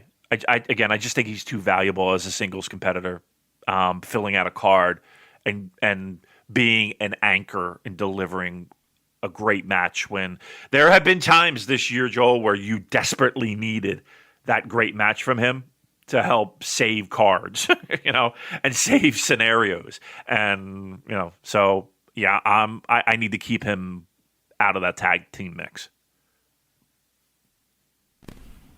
Also on 10 points, we had Ishii and Yano, a team that I've made no secret of my dislike for. They were okay. I mean, they were probably in my bottom half of teams that I've enjoyed in this tag league, just because I think the appeal of Yano is that he is, he's at his best when he's doing creative, funny spots, and he doesn't do much of that when he's tag wrestling. So what you left with then is just like he's kind of dead weight in the team. But I will say that I thought towards the end of the tournament, particularly the match they had on the final day, I thought they did a much better job there of actually mixing it up and having some creative teamwork, basically.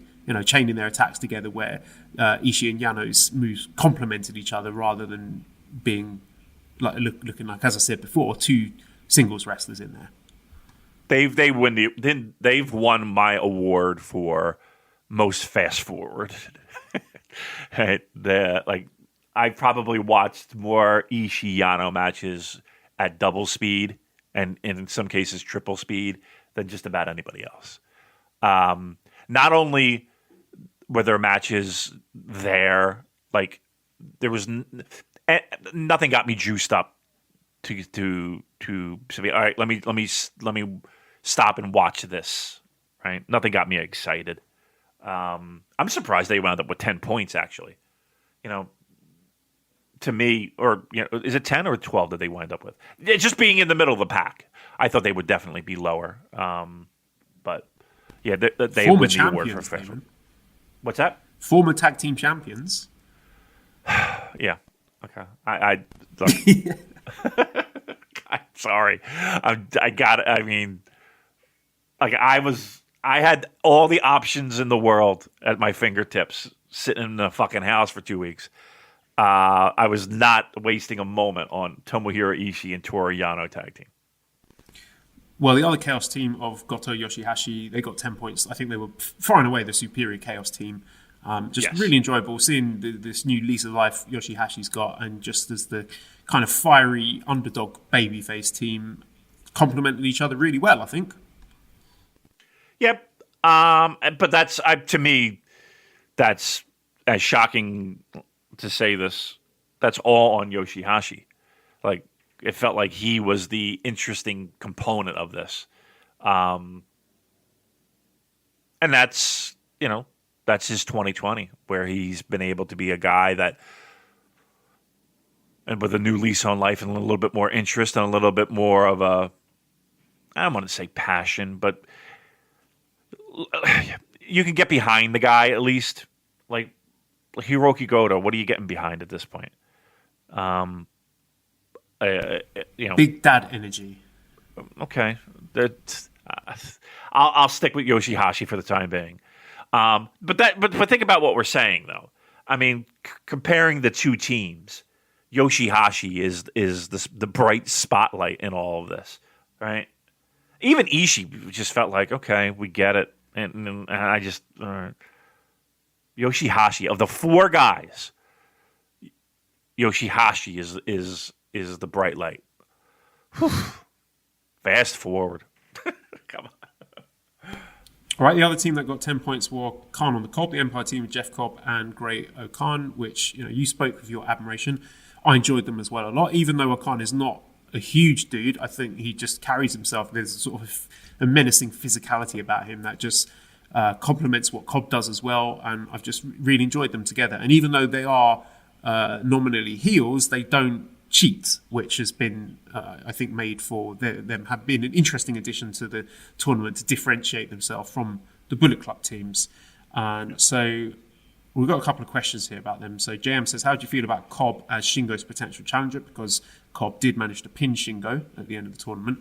And JM says, to me, somebody who fits the traditional Never mold is slightly disappointing, although I may have just worked myself into wanting Tanahashi too much. So what did you think of Khan on the Cobb, and your thoughts on Cobb potentially challenging Shingo for the Never title? I think it's a good fit. I mean, he is kind of cut from that Never cloth. And I do like the tag team a lot. But I don't think we'll see them moving forward as much. I mean, in those spotty tag situations on the undercard, on B and C level house shows, we probably will. But correct me if I'm wrong, we're looking at O'Khan and Tanahashi at the Dome.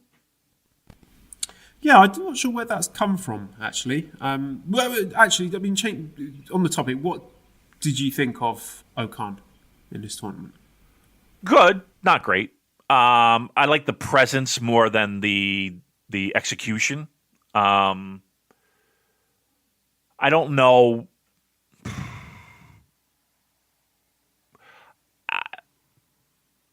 I don't know if I feel like he is a top guy yet. I feel like he's. Well, on the topic, he took all the defeats. Jeff Cobb was very heavily protected in this tournament. So in terms of positioning, Cobb is the guy in this team, not O'Khan. Yeah, which is concerning and screams mid-card guy. Like, do you see him in the upper echelons of New Japan in the next year?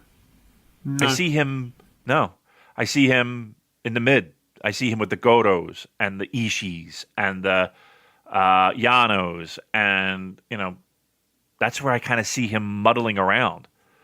And maybe a Never title shot, maybe but I don't get the feel. Let's put it this way. I don't get the feel that New Japan is putting a fucking rocket ship to the back of this guy and putting him like Jay White got, or someone cut from that cloth. Like I don't see him being in that world. I see him being in the middle of the card, and that is a little bit concerning. Obviously, it's Ospreay that's the head of that faction, and will have the brightest spotlight. Okay, that's understood. I just see him being I see him being evil before evil got a new coat of paint this year. That's where I see Okan. The Farley and Chase team, they picked up 6 points. They've been pretty skippable for me. I see them there as the night off team. They're always the match that comes up first in the World Tag League running. So, yeah, I just don't really know what to say about them. Right. Pretty tiresome. Yeah, I mean, yeah. Go ahead. You can move on. The other Bullet Club team was Evil and Yujiro Takahashi. I'm maybe on an island here, but I actually enjoyed them. I thought they were pretty good. They exceeded my expectations. I thought the shenanigans are quite fun, like when they do the stretching spot, the little chain, Evil holding hands with Yujiro's holding hands with Togo, and Togo's grabbing onto the guardrail, the stretching spot. I think that's good fun. Just the sort of the chains of shithousery in their match, like kendo sticks and garroting and nut shots and all that. I think it made their matches feel different. I appreciate the variety on these shows because, if everyone's wrestling clean, then it get really boring really fast. And, I'm not saying I want it in the main event scene, but the undercard stuff is fine. And I thought, even putting that to one side, I thought they had some surprisingly good matches in this tournament. So, yeah, they definitely didn't stink up the place that, like, a lot of people thought they might. Yeah, I mean, it's not stinking up the place, but, I mean, are you excited by it in any way, shape, or form? Excited is the wrong word, no, but enjoyable. I didn't regret watching their matches, so we'll say that for them. Okay, and then the Henares team only got 2 points. Yeah. What's that? Yeah, this is a funny one. I mean, 2 big talking points here for Henare and Tanahashi. So let's talk about Henare first, who I thought was, he looks great in this tournament. He's doing the Muay Thai stuff. He looks in tremendous shape, fiery. All the encounters he had with the other Hoss wrestlers in their respective teams were really enjoyable. Like, he had a great exchange with Shingo. Even, him going at it with like Tangaloa was good fun. So it's just the way that he's booked is a real head scratcher. The fact he only got 1 pin and that was over Yujiro. And, fine, that's not worth nothing. Yujiro's a guy who was in the G1 this year. So getting a pin over him is better than nothing, but I wanted more than that. I wanted him to, get a pin over an Ishii or a Shingo. I thought he deserved that, or am I crazy? I am flabbergasted that team was booked in that manner.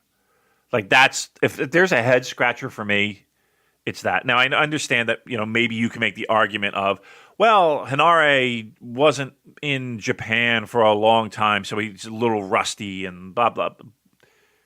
You mean to tell me you can't give Henare a win over fucking Yano or,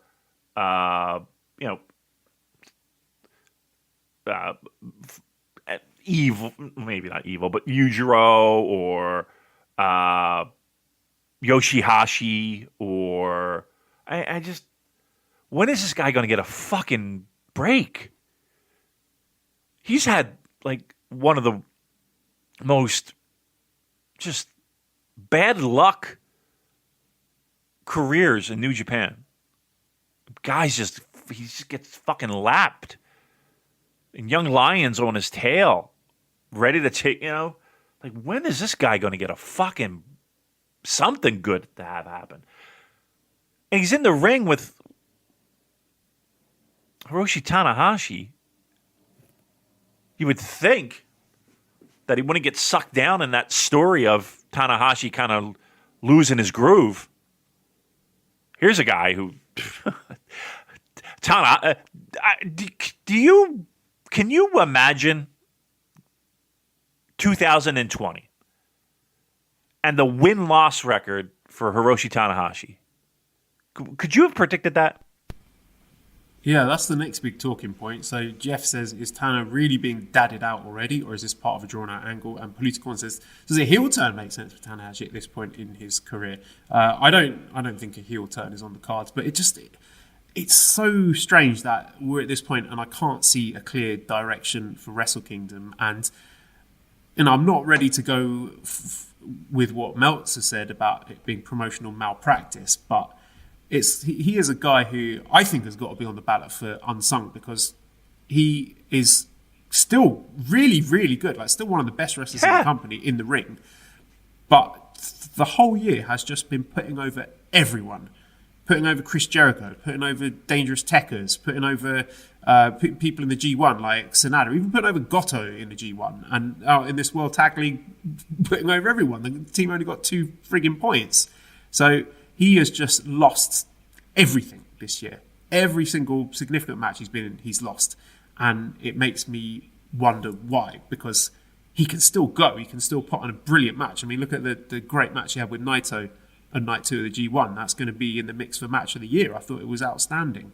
So what is going on here? Why is he just being booked like, well, I don't know. Maybe it makes sense. Maybe this is the story that he is just, he's a dad now, and him sort of coming to terms with that is sad and, you know, dramatic and emotionally compelling. But it's just, what's he going to do on January 4th and 5th? I mean, he's going to be doing what he's been doing for the past couple years, it feels like, or, you know, at least in one scenario, is that he's going to give a relative rookie their big Wrestle Kingdom debut and probably lose. Like, if we have a singles match, Okan, Tanahashi, I think it's better than a 60% chance that Tanahashi's looking at the lights. Think of that. Look, this idea that just because a guy reaches a certain age means he has to go into dad mode. I think physically it's clear that he is, you know, held together, as the joke goes, with, you know, duct tape and hairspray. He could still go in big spots. Now, again, a big complaint has always been for just about every single pro wrestling company has been keeping stars at the top for too long, and then they outlive their welcome. I don't think that is Hiroshi Tanahashi a top guy in New Japan Pro Wrestling, I guess is my question. Like, in what right sense? now, In terms of worker, I think yes, he's probably in the top 5. Okay, star. Top 5, yeah, I think he's still in the top 5. Okay.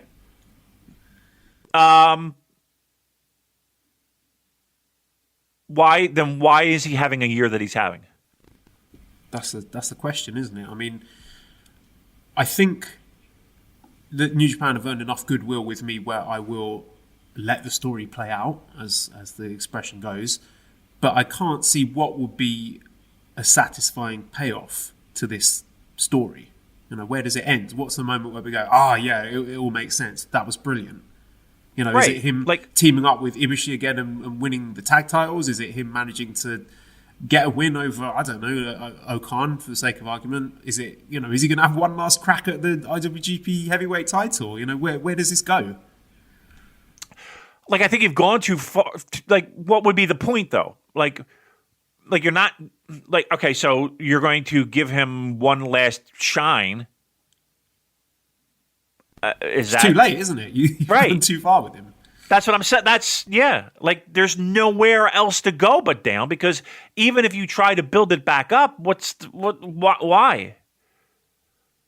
Why? So I think it's obvious that it is a situation where you've gone too far. But going too far, that I feel like that's intentional. Like, I feel like the idea is that you don't lose that much in a year. My problem is that you become damaged goods, and Hiroshi Tanahashi has a huge back catalog. You could take lots and lots of losses and look like a bozo quite often, and still have enough shine to be, I'm Hiroshi Tanahashi, and I can recover from that. Like, if anybody can recover from a year like this, it's Hiroshi Tanahashi. because he's got enough stored in his back catalog to fucking overcome that. This is a lot. This is a lot. And I'm telling you, Joel, if there is a singles match at Wrestle Kingdom against the great Okan, you know Hiroshi Tanahashi's looking at the fucking lights. You know it. And that's amazing to me. Is he in dad mode? You figure the dads that are there are probably taking that next level. So those spots are opening quickly. I don't know if I'm ready to give dad mode. I don't know if I'm ready to go dad mode with Hiroshi Tanahashi. I don't know if psychologically I'm ready for that. And I don't think that he is a guy that is that yet. I don't. But it sure feels like they're pushing them in that direction, doesn't it? Well, let's take a look at Friday's card. So at Nippon Budokan, first match we got Robbie Eagles, Sho and Yano against Ishimori, Chase Owens and Bad Luck Fale. Second match, Hinare, Tanahashi and Okada versus Cobb, Okan and Ospreay. Third match, Sanada and Shingo against Yujiro and Evil. Fourth match, Wato and Ibushi against Bushi and Naito. Fifth match is the World Tag League Finals with Finjuice against Tangaloa and Tamatonga. And the main event is Hiromu Takahashi versus El Desperado for the Best of the Super Junior Finals. So anything from that undercard stand out to you? Maybe they're going to set up some Wrestle Kingdom stuff. Are we looking at maybe Sanada versus Evil again for Wrestle Kingdom? I don't know. But your thoughts on the card? Main event placement's pretty telling, right? I mean, the fact that they're going to put the junior on top. Hiromu's got the main event, right? Yes, and that's the right call, in my opinion. I think he's a big enough star to warrant that. Yeah. I think he might be, top 3 or 4 star in your company.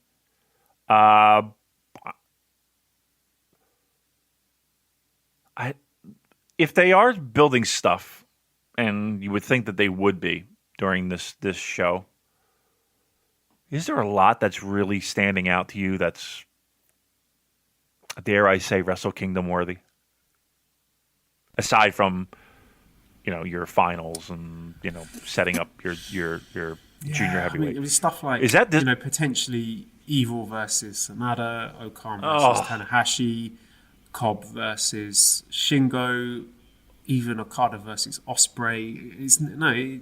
I don't think it is. It's not up to the usual standard. It's not pants down, is it?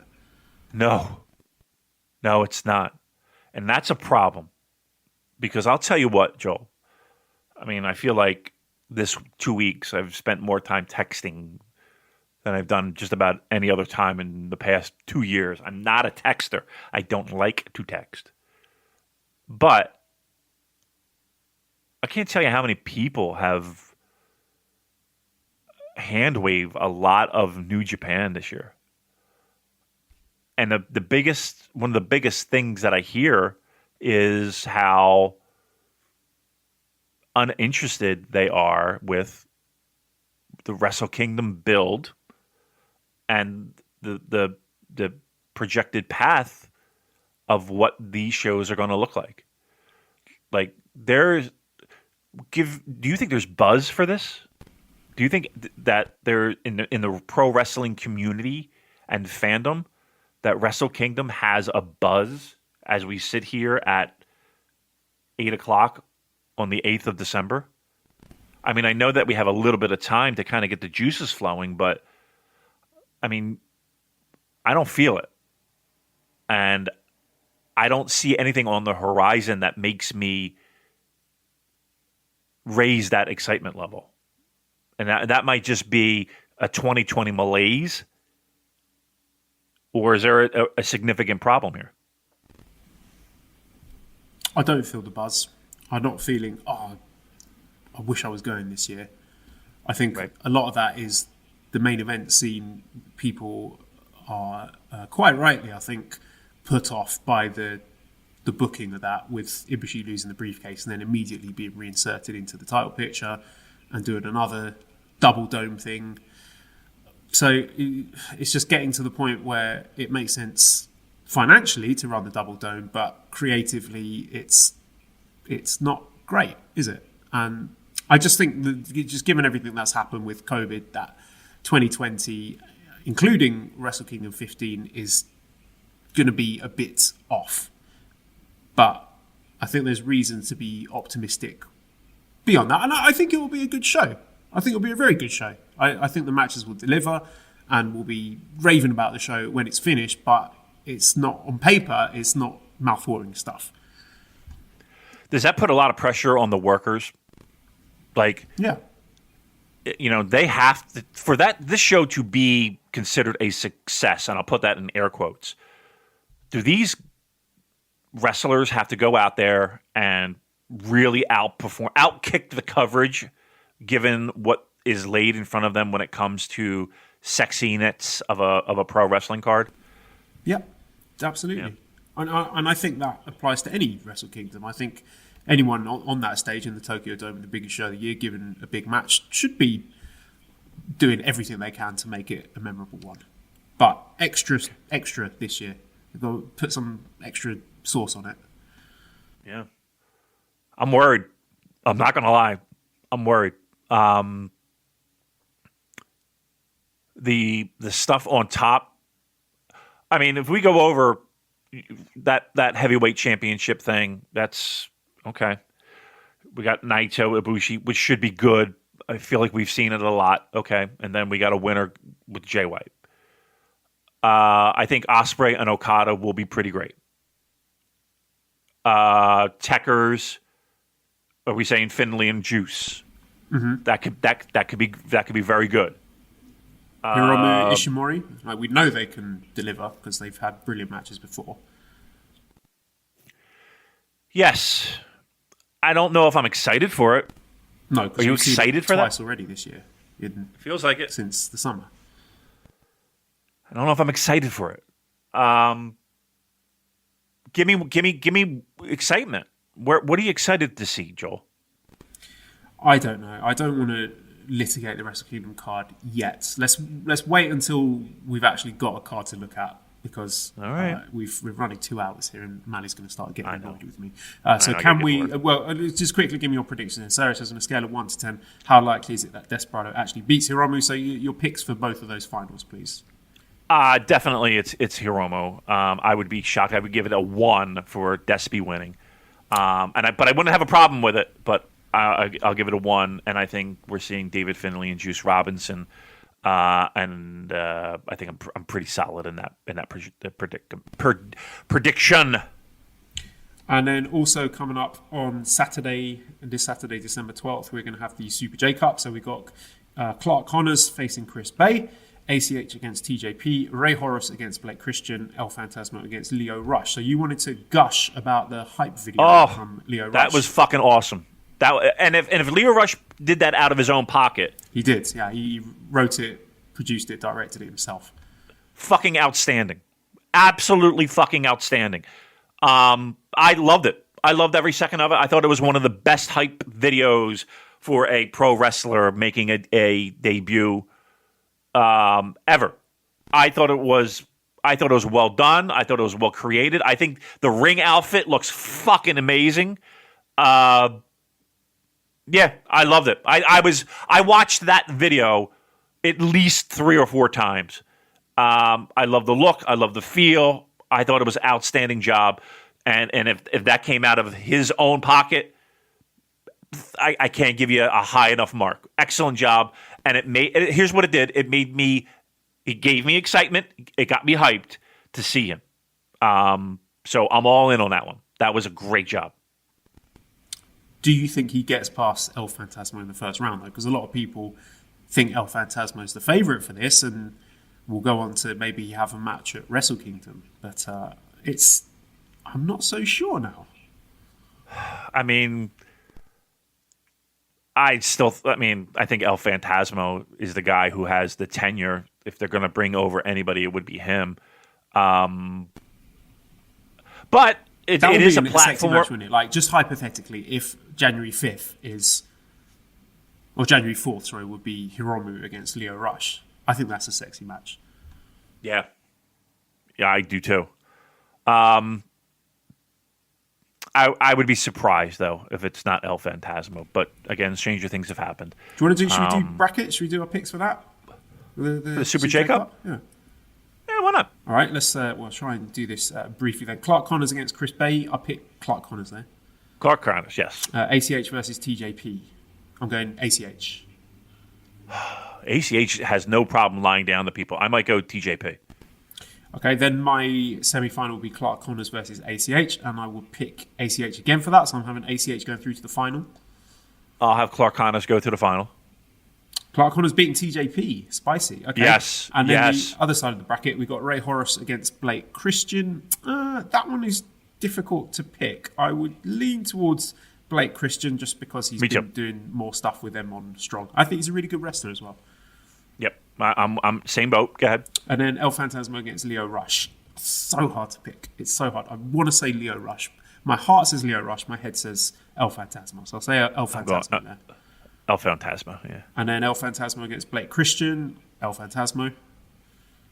Yeah, I think El Phantasmo is winning. And then my final will be El Phantasmo against ACH. And I'll pick El Phantasmo to win.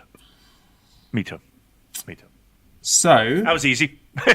Nicely done there. Anwar says, should the winner of the J Cup be the first challenger after the Dome or be the second challenger on night 2 at the Dome? So Jake says, do you think we'll see El Phantasmo at Wrestle Kingdom? How do you think this plays out? Because I think it would be quite cool to have the Super J Cup winner face the Best of the Super Juniors winner on January 4th, and then the winner of that face Ishimori on January 5th for the junior title. I don't think it would make sense to do it the other way around, like Best of Super Juniors winner against Ishimori on night 1 and then facing the J Cup winner on night 2, because that gives an advantage to the J Cup winner, which I don't think they should get. So I would advocate for J Cup winner against Super Juniors winner night 1, winner faces Ishimori night 2. So I think in this instance I would have Hiromu against El Phantasmo January 4th, and then the winner of that could be either of them, because you have Phantasmo and Ishimori got history as a tag team, and there's the Bullet Club Civil War stuff, so there's enough doubt there that it could be either guy, but that's how I would have it play out. Yep. Keep in mind, we do have New Year Dash. That might be a nice spot to have a Super J Cup winner versus a whoever gets out of the Dome situation, right? But yeah, I like the idea of having the tournament winner take on whoever makes it out of the Dome. And again, New Year Dash might be a nice place for that. All right, well, that's it. Let's wrap it up then. So redcircle.com/shows/super-j-cast if you want to give us some money for the excellent show that we put on for free each and every week. Discord link is in the show notes. Always good fun watching the events there and the live chat and all the other shenanigans going down there. For one of our great t-shirts, you can go to @CobraKawaii or prowrestlingtees.com/superjcast. Massive thanks as always to editor Dan, who you can find on Twitter @Lousy0219. You can subscribe to the Voices of Wrestling podcast network for other really good shows. Give us a 5-snake review and some nice words on iTunes, helps us out a lot. Follow us on Twitter @TheSuperJcast. Thanks everyone for listening, and goodbye.